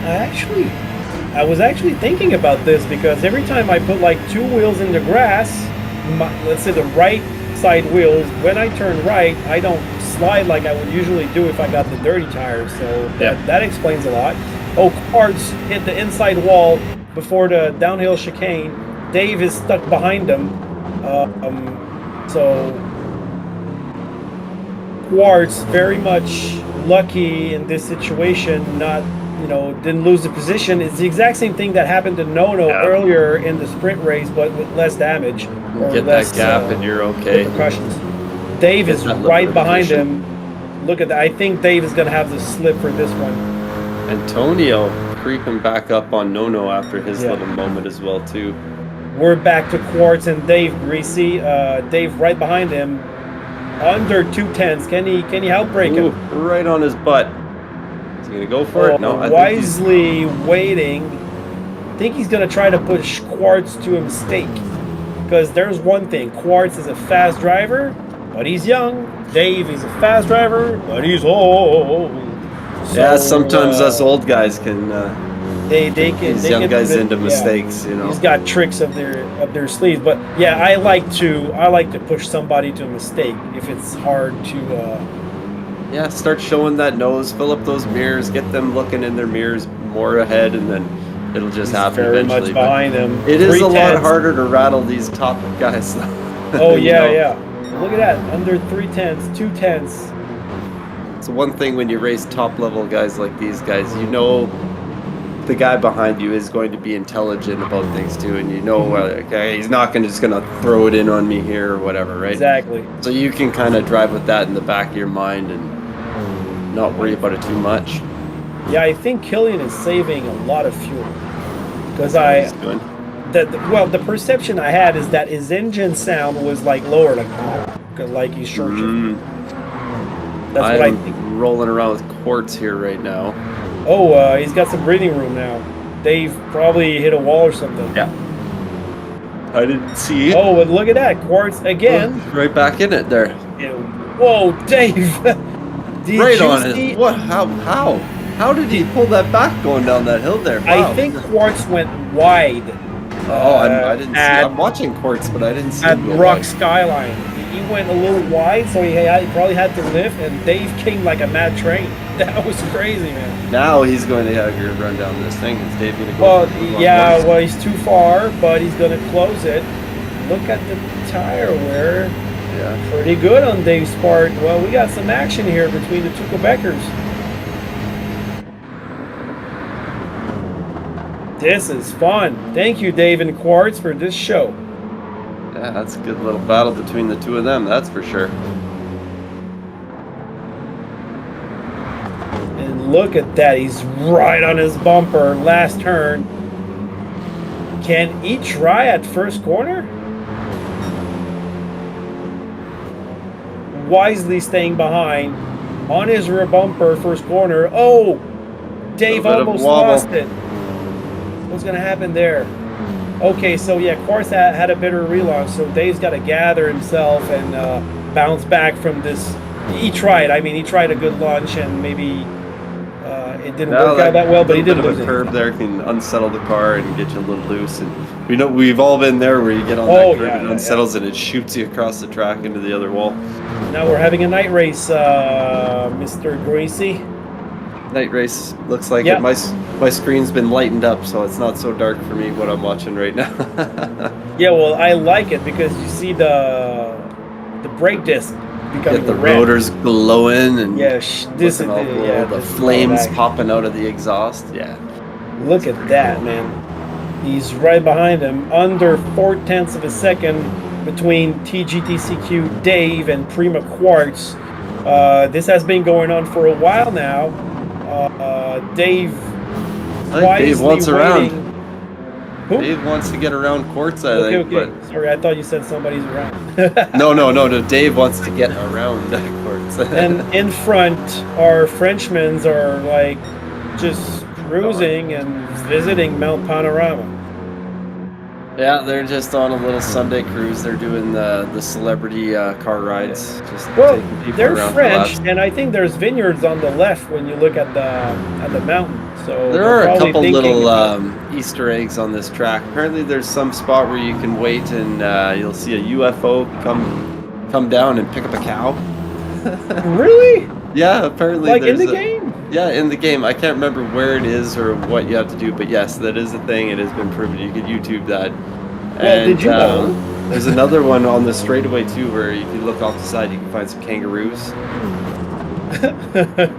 Well, there. Oh, watch out, Dave, behind Quartz, turn one. He almost put his nose there. Look at the tire wear on Quartz. The Yeah, right, the This right last- rear Look is at his almost fuel gone. though too, so he'll be coming in this lap for sure. But that is, I think he might run out of tire this lap, Quartz. Yeah, he Antonio will. getting pretty He low will, on and tire. that's the rear right greasy. This is not good. This is not good No. for him at all. Looking, ooh.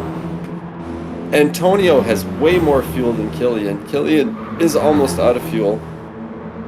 Antonio has a little bit better tire than Killian from what I've seen, although Antonio is down in fourth. But I'd like to see what Medi has for look tires at- and fuel. Look at Samuel's tires and Killian. Yeah, they're done. Killian as well. Killian's are But these done. guys, Yep. they're through. The tire, yeah. Oh, there's no more tires No, on it's the nothing. left side of No. No, has Look nothing. at that. No. Whoa! He hit the barrier. He hit the He's outside lucky, wall. man. That's the barrier that'll just squanch you right in there and ruin your race. Well, we talked about it also in the pre-race show. Well, not in the pre-race show, but pre-race. That glitch that used to be there. Antonio Look at going that, for the Antonio move on No. Yeah, Tires he cannot cost do him. anything. He doesn't have the tire to No. protect, and Antonio barely does. All right, This so is these guys insane. have to be coming into the pits now. Oh yeah. There's no way they're not doing this. But how Got a many replay laps? on this pass here on No. They're, Just they're out of nothing he fuel. could They're do. out of tires. Look at Antonio. He's got 10 liters, and everybody's Yeah, got I'm one. wondering if he filled up a little more. I wasn't following around with him, so I don't know what his fuel level was. But this is going to be a huge move for Antonio here. He's going to make up a lot of time, but was he too far back in track position to make it actually work? I think he's going to gain a position here. It's showing. You him think they're third going to do already. another medium stint, perhaps? Nope, they're going soft for 7 laps. Okay, yes, yeah, you're right. Sorry, I miscounted. 39, 36, 39. So Killian short fueled his with a 36. Medi had 39 liters in, and Antonio put in 39 liters as well. So Killian, to avoid getting the pass from Antonio, saving his fuel, short fueled his. So Antonio has the fuel on Killian at this moment by what 2 liters, I think it was, something like 3 liters. Oh man, I would pay to see his fuel map to see how many Killian laps. is definitely paying attention. I think Killian's a little bit on the back foot of this race, and he's just trying to maintain a second place at this point. I don't think he has what it takes to bring the fight to Medi. I agree with you totally. I think, I think your way, man. I'm sure he's short fuel, like you said, Yeah. and he's gonna have to keep Antonio. behind. Antonio's fired up though. He saw that big gain of time in the pits with that amount Yeah. of fuel saving he did. Now he's going to want to get around Killian as quick as he can so that he can use that extra fuel to his advantage and just push away. Hopefully get out of this. Antonio's first in the championship and Killian's third. So for Killian, the mission is to keep Antonio behind him, and let control Medi his get the losses. points and then let it all come down to the final round. This is going to be a great it is final super round. dark now. Yeah, it It is. is super dark. We are by night. We might see a UFO grabbing a cow somewhere. I think you got to And see that Antonio's during the right day. behind It doesn't Killian. happen at nighttime. This is dangerous. This is dangerous. They're Antonio side by going for the side. move on Killian. Oh, and he tucks back in. Almost made it work. That This was is close. insane, That was Greasy. close. I wish I could actually turn down the light here to see better on my to see better on my screen, but I man, was this is a lucky lot, enough there's a my lot of action here broadcaster, between those two. Look at My that. broadcaster changed the exposure on the screen so I could see everything just perfect. Ah, yeah. That's a little trick. I do that a lot during races. So let's not forget to do it. Yeah, But you can if you're also having do problems it in with the race those- by pressing start. Well, if you're having problems with those snow races in these new licenses, turn your exposure down. But us Canadians are used to being snow blind, so it doesn't really course. bother us. Oh, I haven't done them. I need to do my new license. Oh, they're a blast, man. The my God. licenses are fun, but once you get to the Supermaster license, it's kind of lackluster. But the Lake Louise track, my home, I can call it I have a home track now, Lake Louise, Alberta. Nice. But they're not easy, man. They're not easy. Hey, there's actually when you take pictures, you know the landscape pictures. There's pictures of the city where I'm from as well. Oh, really? Yeah. There's a lot of Quebec pictures, and there's also a place where you see the restaurant I used to work at. So my profile picture is the corner of Rue Desjardins and Rue Saint-Louis, and you see the restaurant au Parmesan where I used to work. Oh, there's look at that penalty for Jano. 3 seconds. He cut the line probably on the inside coming in the pit. This is a race to forget for Jano. I can tell you that. Yeah. I And wonder if we're going to Killian- see somebody stop and park it Yeah. in the pits and just say, I give up. I'm going to go watch some TV. Yeah, but you know, he's probably he could. You know what Jano could do though is snatch the fastest lap. You could steal the fastest lap away. Yeah. At the he end, probably you just could. like put a. What were his qualifying times though? Was he sub 2 minutes? Jano, though? I do not have that info. I'm afraid. I can't remember. But look at Killian and Antonio, 4/10, still going on, very much going on. Medi 4.5 seconds out of lead. And Medi has just brought the heat these last few races. He wants this. He wants to be up there. How many laps did these guys do on the soft compound last time around? What Was time? that- What lap did they stop? One lap. I think they stopped at 8. No, So they didn't they- make 8 laps. Did They they? did they Oh, do on that? mediums. That's right. On mediums, yeah, they stopped 8 They laps stop on at mediums. 8, and then they stop at 16. So that would say I would say that they did 8 laps. I don't know. They're I definitely think eight that's what laps I on got. mediums, and then yeah, So they can easily do those 6. that was laps 16. 6 laps I think. now with what we have seen from them so far. Yeah, it was end of lap 15 they came in, and then went out. So 7 softs. Yeah, Greasy, this is where we're going to see more incidents, these night parts of races, because you don't see as well. You don't see as well track temperatures change. I'm convinced that's what happened to me in that BMW race when I came down the hill into that hairpin. It just you get that really light kind of, when you get on the brakes sometimes and it gets really light, like you could feel it locking up. I had one of those moments where you have to do that little lift and get back onto it. Didn't feel like much, but it was enough to, when you're pushing to the edge on every single lap, one little mistake can take you over that. Yes, Things sir. happen. There he goes, Antonio's Oh, making the wow, move. side by side. You got to him. trust the guy beside got you. him. Oh, he's passed. He's through. Looking good for Antonio. Great pass Well from played, Antonio. Antonio, with that fuel. That's my kind of driving right there. I like that. Wow, I like spectacular. that. Great move. So can Killian bounce back? We knew he was on the back foot with his fuel. Let's see the amount of fuel he has still. So Antonio's at 25%, pretty much on the money. Yeah, on the money. Show us Killian for a second, please, Jess. Yeah, I'd like to see Killian too. Oh, Antonio just a little we're seeing bit the under. replay of Antonio. Textbook pass. Not even a sweat. Yeah, Antonio's just a little under quarter tank. Just a little scooch. Great pass from Antonio, seriously. And he's had to do it. purple. Well, he's got the fuel to do it. Killian is a little bit low on fuel compared to him, so he... Let's look at that. Oh yeah, There's just Killian, a little underneath, but that could just be a little bit. Yep. Yeah, how many times you and I saw a guy run out of fuel before the start-finish line in diffusion? Oh man, I ran out of fuel like 100 yards, not even before the finish line last night at Daytona. Oh, Killian almost lost it. Killian almost lost it at Brock Skyline. I think he's I think he's gonna be on the conservative side and try to salvage what he has. Yeah, I think so too.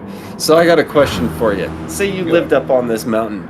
Yeah. How hard would it for you to be to drive up and down that road every single day without just hitting your apex and driving like a madman? Right? Well, it depends on what kind of car you got. Doesn't matter, man. Doesn't matter. Any car is fun when you're hitting apexes. Hey, people on the live have been quiet, very quiet. I don't know if you got the same as I do, but I don't. Yeah, it only showed like 3 people watching when I last JT said, "What a race! Enjoy race 2." And that's the last time I heard about anybody on the live. Am I right, or am I what I see is correct. that? I just loaded it up again on my phone here. There's only 4 people watching. Come on, people, we need more in here. Yeah. We need more. We need more, and don't forget to like and subscribe. Yeah. I've been doing well for subscribers the last couple days. Yeah. I'm pushing for that 2,000. I know mark that now. there's a lot of people that watch the race not live, so we got more viewers after that, and we thank everybody for that. Yes, we certainly But there's nothing better on a Sunday afternoon than grabbing like a sparkling beverage and a sack of potato chips and watch great racing. Yeah, I'll go with the gummy candies and some good juice. We got that pineapple cranberry juice. It's so good. Well, yesterday in the Formula One race, we ate fondue. Me and my buddy, we ate fondue by midnight, drinking wine, watching the Formula One race. That was a blast. The cheese and chocolate, or just the cheese? Actually, Chinese fondue. It's a Quebec dish. It's thin slices of meat, usually beef, but you can do whatever again. Oh, this is like a hot pot. Yeah, it's a hot pot. Yeah. You need to try that. Okay. Well, I've done that. We have a restaurant here in the city down in Chinatown where you go. There's like a little thing in the table. They light it on fire, and you get all your meats and vegetables. You just throw it in the pot. One side's spicy, one side's not. Well, I think it might be something like that. It's my favorite dish. So after the live, I'll send you the recipe, and you try it out. But we had game. We had moose meat. So there's nothing better than having a fun time watching racing and enjoying good food.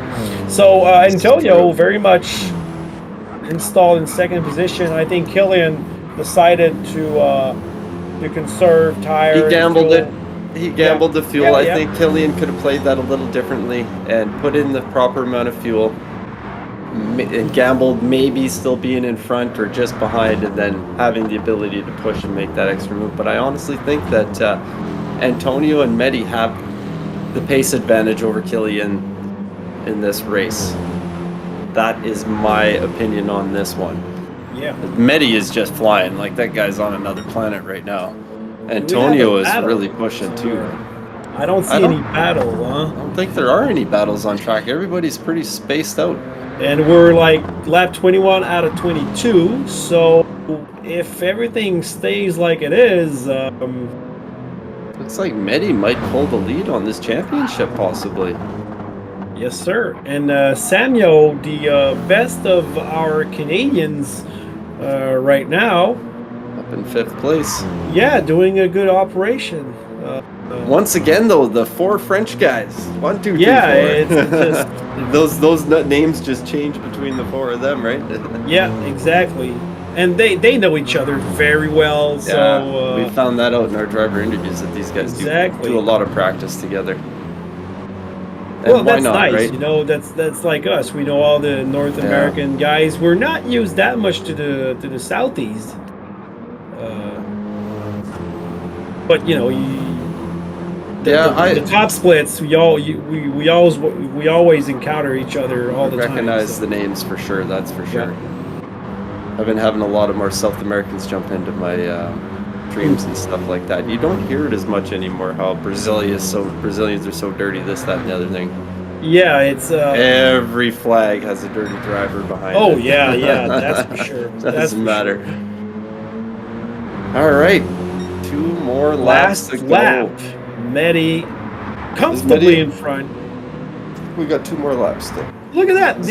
It's the exact same difference between 1 and 2 and 3 and 3.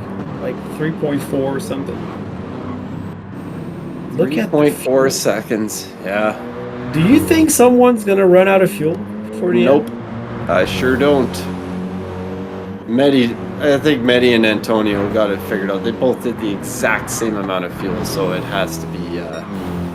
They've practiced this and got it figured out.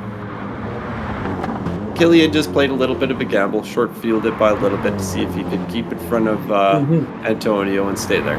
And you know what? For the championship, you know, it might have been worth that, but yeah, that goes back to me saying you don't want to be on that strategy that puts you on the back foot, even if it is just a little bit. Well, you know also that this is going to be double points for races at the end. So yeah, the double. Well, points, I think it's race 2 and 3, if I'm not mistaken. I gotta double check on that, but yeah. So this is going to be finishing up this race here. We're coming down the mountain for the final time. Just watching Nono on my screen here. Don't see who we got yet. Nono on your screen as well too. So coming down the hill, getting blinded by the bright lights. Yes, sir. Look at the tire behind Nono. He's still out of Nono's tires. done. So that was his strategy to run him down to nothing. Same with Medi. Medi's out of his rear tires. Front tires nearly gone. All 4 of them have both the same tires. These guys are good keeping the car on track. It's not as hard as you think it would be, man. Well, I'll probably figure it out because I got to do this race in 1 week time. My advice to you is just don't be scared of that. And then we cross the line with Medi coming in first place. 3.5 seconds out with Antonio making a great judgment call in the pits and saving that fuel on that second stint or that first stint. Be able to get around Killian. Well done, gentlemen. No bringing in 4th place. And then we got our Canadians. Yes, sir. Samuel and Quartz and Dave and Fast Dan. And J Nord driving around somewhere at the back. He's going to try and forget this race, I think. Yeah, something must have happened. I don't know. Also, that penalty. I mean, unfortunate. Jano, we know he can be right there. He can deliver it. I've raced that guy a lot, and he's crazy fast. So a race to forget on his part. He's really far. So yeah, something must have happened. I mean, well, he did do the different strategy than everybody else. He went medium, soft. So I think that second run on the mediums was the. But got him still 55 seconds behind his closest.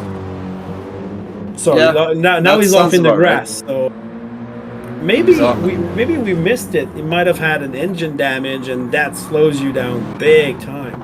Yeah, who knows? Who knows? But if you think about it, if he's running mediums and they were, what were they, 2 seconds allowed? Oh, yeah, around that, yeah. Right? So if he ran the mediums for a second stint, these guys did 2, 4, 6, 8, 10, 12. It's like 12, 13 seconds right there difference with soft tires just on the laps alone. So, yeah, who knows? Who knows? Rough race for J Nord, but great racing. Yeah.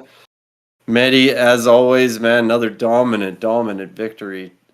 Yeah, well, good job. Sunday good job. Afternoon. Medi Hafidi. So guys, let's wrap this up again. So in first we got ARM Medi 59, he's gonna take the first place in the championship, I think. Because it'll be close. Yeah, the leader right now is Antonio SK, who's going to came in second position on this one. Killian in third. Killian, that on paper we always thought of him as the favorite for this championship, but He's got some stiff competition. exactly, man. This is crazy. No, wrapping up the top four with the 4 French flags. We're used to that a lot. Mr. Samuel finally right there after that. He well deserved, showing some good pace. But bad luck so far. So congrats to Samuel. Quartz always there as well. Like he's so far, I think, the most consistent Canadian, according to top positions. Then you got Dave Fazdan and in ninth, Jay Nall. These guys are been exchanging positions, showed pace, brought us some great battles in these 2 races. So I would like to thank the Canadian guys for providing us with a good show. And the Frenchmen's in front really made you and I, Greasy, they made us think about fuel, tires, and everything, and they gave us a great show as well. Not a huge amount of strategy in that race, but the little bit of strategy that we saw made a difference. Yeah, I did not see the undercut. I would have loved to see, because in the end, an undercut might not be viable. I don't think it would. The way those tires were wearing, I think you would have been worse for wear on that one. Well, I'm thinking, Greasy, I'm really thinking, because, that's one of my gigs. I like to save tire, but how can I make this work? How can you save tires? Because it seems to be do it so exactly hard. The way they just did it. You just go through them, actually. But like I was saying before that race finished, don't be scared of the all red tires. After all these races that I've done, you'd be surprised. It just feels like worn out tires. You slow down that little bit more and you're good. Yeah, so if we still got some people in the live, you can write us what you thought about the race. Who do you think will be the top guy in the next race? Because next race that we're going to have for this division, which is going to be, let me see, the date for this international will be December 10th. Oh, am I okay? Yeah, December 10th. Okay, I'm not sure about that, because I think that's right. Yeah, that's right. This is okay. This is a Sunday. Yeah, I'm going to be on vacation at this time, so I was like, was not good with my dates. So here, December 10th. Sorry, which is going to be in 3 weeks' time, if I'm not mistaken. And this is going to be the McLaren Group 4 650S at Dragon Trail Seaside Reverse. So yeah, man, this is going to be. Man, I know that track, the good old Death Chicken. This is going to be a blast. There's going to be 3 races. There's going to be like a sprint race with 8 laps. There's going to be another race with 14 laps, and then the 20 laps race, and points count double for, I think, the second and the third race, if I'm not mistaken. Game changer stuff. Game changer. Yeah. It's like the Indy 500 of GTCQ. So before going to Christmas break, let's put it that way. Oh, Christmas already! My gosh, this year's going by so fast. So I see that Samuel and Mehdi are in the interview in the French part. So we're gonna have these 2 drivers with us at the end. Very happy to be interviewing Samuel for the first time this season around, and Mehdi. We did not do mathematics, but there should be. I think he's taking a big option on the championship right there, because he won his 2 races. He took a big chunk. Dominated. Yeah, he took a big chunk today. That's for sure. With last races at Suzuka, the domination there and the domination this time, he had to have taken a chunk out of that. So he had a good showing. He's probably loving life right now, ready for the next one. Yeah, so we still have a good week of racing. I think for this race, the next race will be, let me give a little time here. So we're the 19th of November, and the next race is going to be the 3rd division on November 22nd. So 22 of November, which is I think Wednesday. Then you got on Thursday, November 23rd, Division 5, and our race, the Division 1, on the next Friday. Keep in mind that during the week, in the middle of the week, it's at 19:30 Eastern time zone, and on Friday it's at 20 o'clock, so 8 o'clock p.m. Don't miss that, because every division whatsoever in GTCQ always provides great action. Also, don't miss the academy. It's always the first Tuesday of the new cycle for the races. We got good talent in the academy. I'm actually very proud to say that two new guys in the FSR team, which I'm a part of, are in the academy, and they're doing very well. The two Matthews, so I call them the two Mats. Very good, and we got some great talent in Division 1. Actually, Pasco, which is part of the GTCQ, was in the academy and dominated last season. So that's where you see the new talents coming in. And we're going to have Greasy next season in Division 1. So you and I will experience the exact same things all the time. And when we'll restart broadcasting this division, when it will come back, if it does, we'll have the same, let's say, the same feelings and experiences about this. Looks like I'm getting a message there saying the Academy will take a break for the winter as well. But Academy take a break for the winter. Okay, good. I believe, when do we start? We start in January, I believe, for our Division 1 races, I believe. So yeah, I'm looking forward to that one. It should be fun. There's another thing about 7 divisions in the winter. That's what it's going to be instead of 6. So there's no academy, but there's more people to bring. There'll be some racing going on. Exactly. That's for sure. So there's going to be another division. I think what might happen is that maybe you're going to see some international drivers come back in Division 1, and some Division 1 people get booted in second. So all the divisions will be, they're really close from each other. And when we practice, actually, we're practicing from D6 to D1 nowadays, and everybody's like bunched up together. Sometimes I'm getting my ass kicked by people from other divisions. So it's very nice on this part. Yeah. And there's other events. Usually in January there's an endurance race, a 6-hour endurance race that Yannick Simard did. I think it's for a foundation. I don't remember which one, but we did that last January. There is also the intercontinental competition. So there's a lot of besides the main GTCQ championship. There's always a little competition here and there. My team leader Pascal is also. There's no team challenge. Oh, okay. There won't be any team challenge, unfortunately, because that was a fun thing. You take the best results of like 4 guys out of a team, yep. And there's a team challenge between divisions.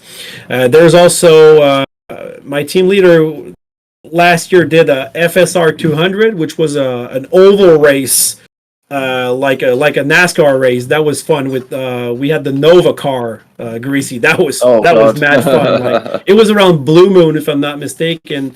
And we got Daytona now. So our good friend Guillaume in the production, he's and there's a Christmas race that Chilo that's going to do at Daytona. I haven't subscribed yet for that, but I got to talk to him about it because I want to be a part of that. So there's a lot of fun around GTCQ. That's why if you're not actually subscribing there, it doesn't matter if you're American, Canadian, Quebecer, whatever. It's open to anybody. We've got a lot of French people and European people. A few Americans we had too. So I mean, feel free to jump and participate, like Greasy just got invited at. So next race, McLaren Group 4. Love the McLaren. It's a short shifter, Greasy, if I'm not mistaken. Man, I was just thinking that, and I always get it confused. Yes, I do believe the GR4 is the short shifter. I get it confused with the GR3 and the GR4 all the I time. assure you it is. It's not the Group 3. But So, I never knew what was the shift point for that. So yeah, I want to say it's just a little bit past halfway shift indicator. I'm thinking of Hugo. Hugo jumps in on my streams when I'm doing my live streams, when I jump in every car, random cars every time. That is the one, he's the guy that knows, he needs to write a list. But he's got all the cars and where you need to shift them and the best things for him. So he always lets me know. But yeah, it's that's gonna be a fun car that's gonna be a fun track. It's a pretty car too. I really like that car, that car. It's a MR car, so the engine's in the mid, and I like those pointy cars. Like it gets in the corner pretty well. Maybe we'll see some DDE liveries on those things. You never know, right? And I see that Samuel is no longer in the French lobby, so he might be on his way here to talk to us. I don't know about that. Well, Mount Panorama delivered. I gotta say, the sprint race had a little more action than the endurance race. That's kind of the way it goes, right? You get those soft tires. They had the standing start. It was destined for a little more ruckus off the beginning than that main race. But you see that the tire wear, the tire wear multiplier at this high, I think it provides a dynamic that you take less risks because you're such on the back foot for that. And I would really love to see like a way that Gran Turismo punishes the tire like they used to do. So if you either save tires a lot or you do an extra stop, but it has no to be in between, no driving around on bald tires. Yeah, exactly. I get that. Yeah. My thing with after doing a few of these championship races, I want to see one where tire wear isn't a factor and fuel isn't a factor, where it's just you see like balls go as hard as fast as you can for 30-40 laps. Like that would be sure. Nobody's done that in a championship yet. It's always these different kind of strategies with tire wear and stuff, and I get it, that's the way it is. But what if you were to do one with something where it's just go all out as hard as you want, you got enough fuel for the whole race, you got enough tires to last the race, just give her big river for 30 laps. And you put a little reverse grid into the mix. Even then too, because if you're not worried about tire wear and stuff like that, then and if you want to spice it up, making people be careful, throw on heavy damage. Oh now you double it up, but you're going full buck all the time, not worried about fuel or tires, and you have heavy damage. So you never know. There's lots of things you could do, but everybody gets hung up on the high tire multiplier sometimes, and they forget how good a no tire wear fuel consumption race could possibly be. I've never done one, so who knows. Well, I also like a sports tire race. Oh yeah. Something more slippery, and there's a thing I was the Miatas and do one of those or something like that. Well, there's one thing I would love to do. It's first of all, I would love Gran Turismo to bring an age gate, and let's say an age gate obligation, like. Oh, you have it's to a setting. Do all that? If you have an age gate, you can participate, and you cannot do anything else than the age gate. That's one thing. But in the other hand, there's the Camaro ZL1, that super powerful Camaro car with like sports soft tire with a BOP. Don't think about the age gate. I wanted to do a competition, like a little championship or maybe an evening or whatever, races with this car around. A spec race, everybody on the same page, but with sports. This car is so powerful. It actually feels like a nationwide, an NASCAR Xfinity race, because it's heavy, it's slippery, it's powerful, it's muscly. So that's the thing I am actually looking forward. So people that are listening, if I got a little time during my vacation or Christmas, I might put a little either short championship or a thematic evening and do that. So you bring your A game. I was thinking about doing that with the Suzuki Swift. Do a little Suzuki. Oh yeah, you like your Swift. Cup. Oh man, it was great. If you haven't tried it on Daily B this week, the last day for it. Get out in that Suzuki Swift in the GR. Oh, really? We'll have some You fun. know what? I might do it's it. so much. It's so I might good. do it later tonight. I might do it So later good. tonight. Hey, there's a thing we didn't mention also, Greasy, in these races. We haven't seen any situation where there could be a penalty. So No, nothing in that one at all. Another thing. These guys are behaving very, very well. Mhm. This is just insane. So I was like, I should save the replay, see what these guys are doing to learn a trick or two for the upcoming races. So while we're waiting for Mr. Mehdi to congratulate him on his domination of the day, on your part, Greasy, since you're going to be part of the Division 1, did you try to seek for information so far about this division, who you're going to race against, how does it Nothing work, at all. I got the invite. I got the message saying they wanted to have me in Division 1, and I thought that was pretty special. It's always special when you get an invite from a group to come join one of their races, so thank you for that. No, all I know, you're in there. Yeah. But most of the time when I do these races, it's the same rules as the division we're describing now. For those who don't know, so the points are always a little smaller for the sprint race. I think for victory it's 14. In the main race it's 20, and it gets spread out to the field like that.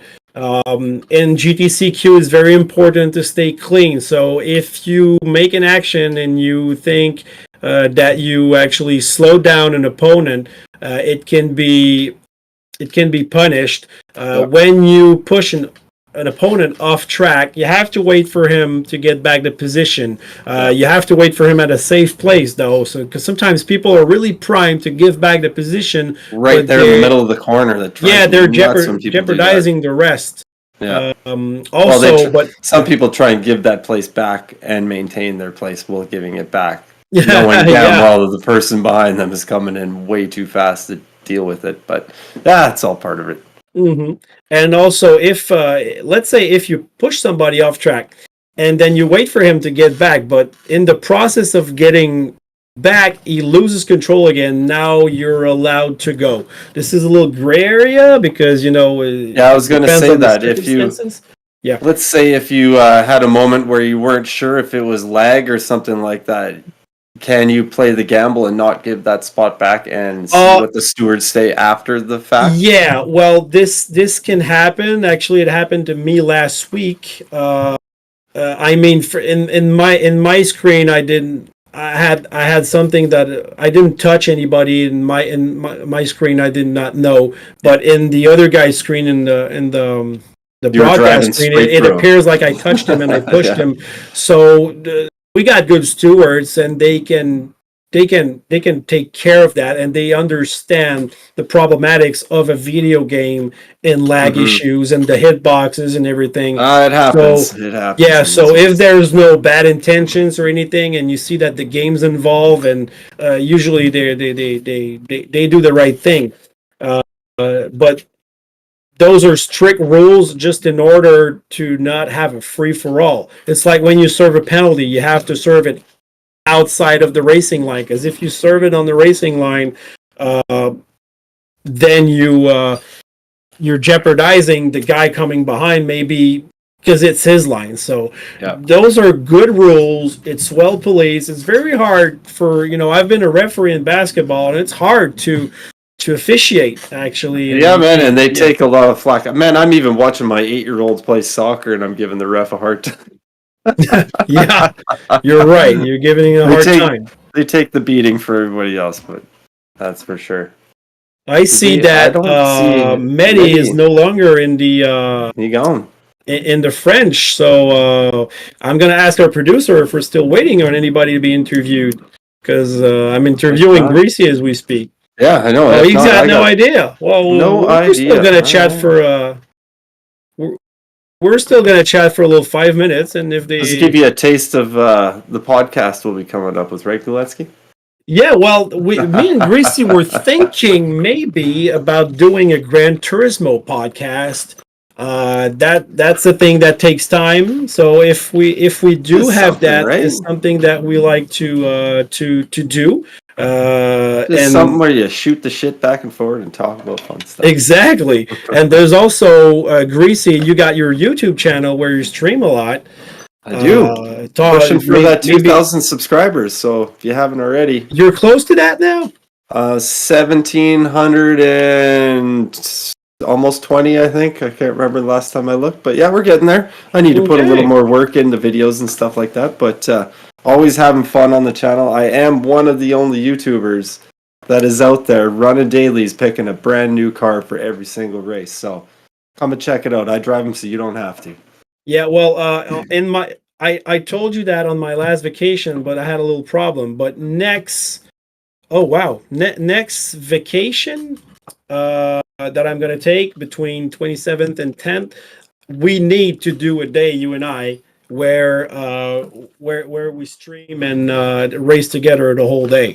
100%, So, 100%. yeah. Well, I'm thinking my birthday, December 30th, coming up. I'm not sure if I have the kids that day or not, but I am planning on doing a big birthday stream where I'm going to be on there for a long time. Maybe not racing the whole time, maybe just hanging out, chatting. But No, we need like a 2 or definitely 3 some racing hours, go but on. I mean that's. Oh no, I'm that's thinking what like we- 6 hour stream, Oh, okay, 7 hour good, stream good. pause. You get on there. People on Yeah. the channel want to see that and hang out. So the more I go on live, the more people I got coming watching, the more I got people hanging out. So I can't complain. I got a good community going. So if we still have some people on the live, we never know. Tell us who you think is going to win this championship between Antonio, Medi, or Killian. 3 races left. My money is one on event. Medi the way he's been rolling out. Really, huh? Yeah, you're right. Yep. You know what? I'm gonna go with Antonio because See, he that has was my shown. side. He's a hard second for me right now. So Yeah, yeah, I'm yeah. going with my gut. I'm loving the Medi energy coming up in these last few races. I'm going with it. Yeah, I would have loved to ask him because he's gonna be in the Barcelona championship. Oh, that's right. Yeah, Yeah, beginning of he's gonna December be there. there. Yeah. Killian as well I think Killian is there for Killian as well. manufacturer. In Medi's there Astroza. for Gazoo Cup.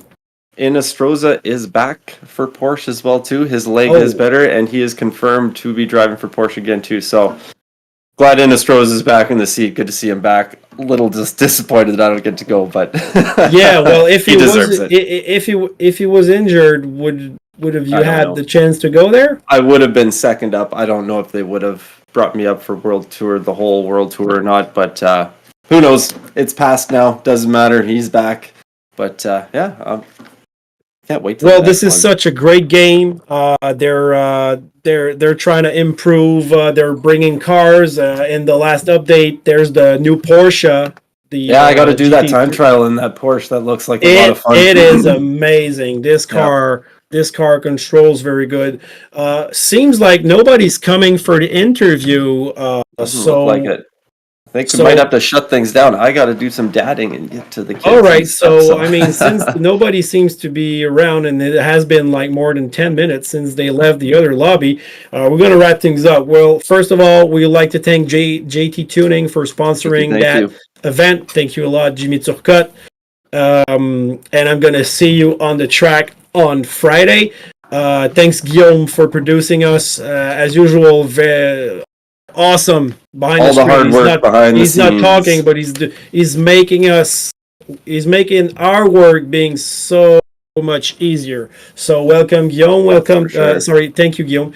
Thank you to the viewers who came by, Churro, JT, Vero, and DH Man. Thank you. And on Thank you. that note, we're going to see you on December 10th with that combo at Dragon Trail Seaside Reverse with the Chicane of Death. 3 races. Yeah, double points. And on that, I wish you all a great Sunday evening. Be careful because it starts to snow around here, so don't forget your winter tires. And it's Sunday, fun day, so go eat something that you enjoy. Take care of your families, and thank you for being here. Greasy, you got the last word. Thank you all once again for tuning in. These are always a blast. We got the last round coming up, so everybody get in there. Tell your friends, tell your mothers, tell your cousins, tell everybody to come join us for these last rounds at the Death Chicken and Dragon Trail. But that's it for us here. Come hit me up on my channel, Greasy Sam Squanch. Come watch us. But that's it. Remember to keep it greasy, everybody. Peace out.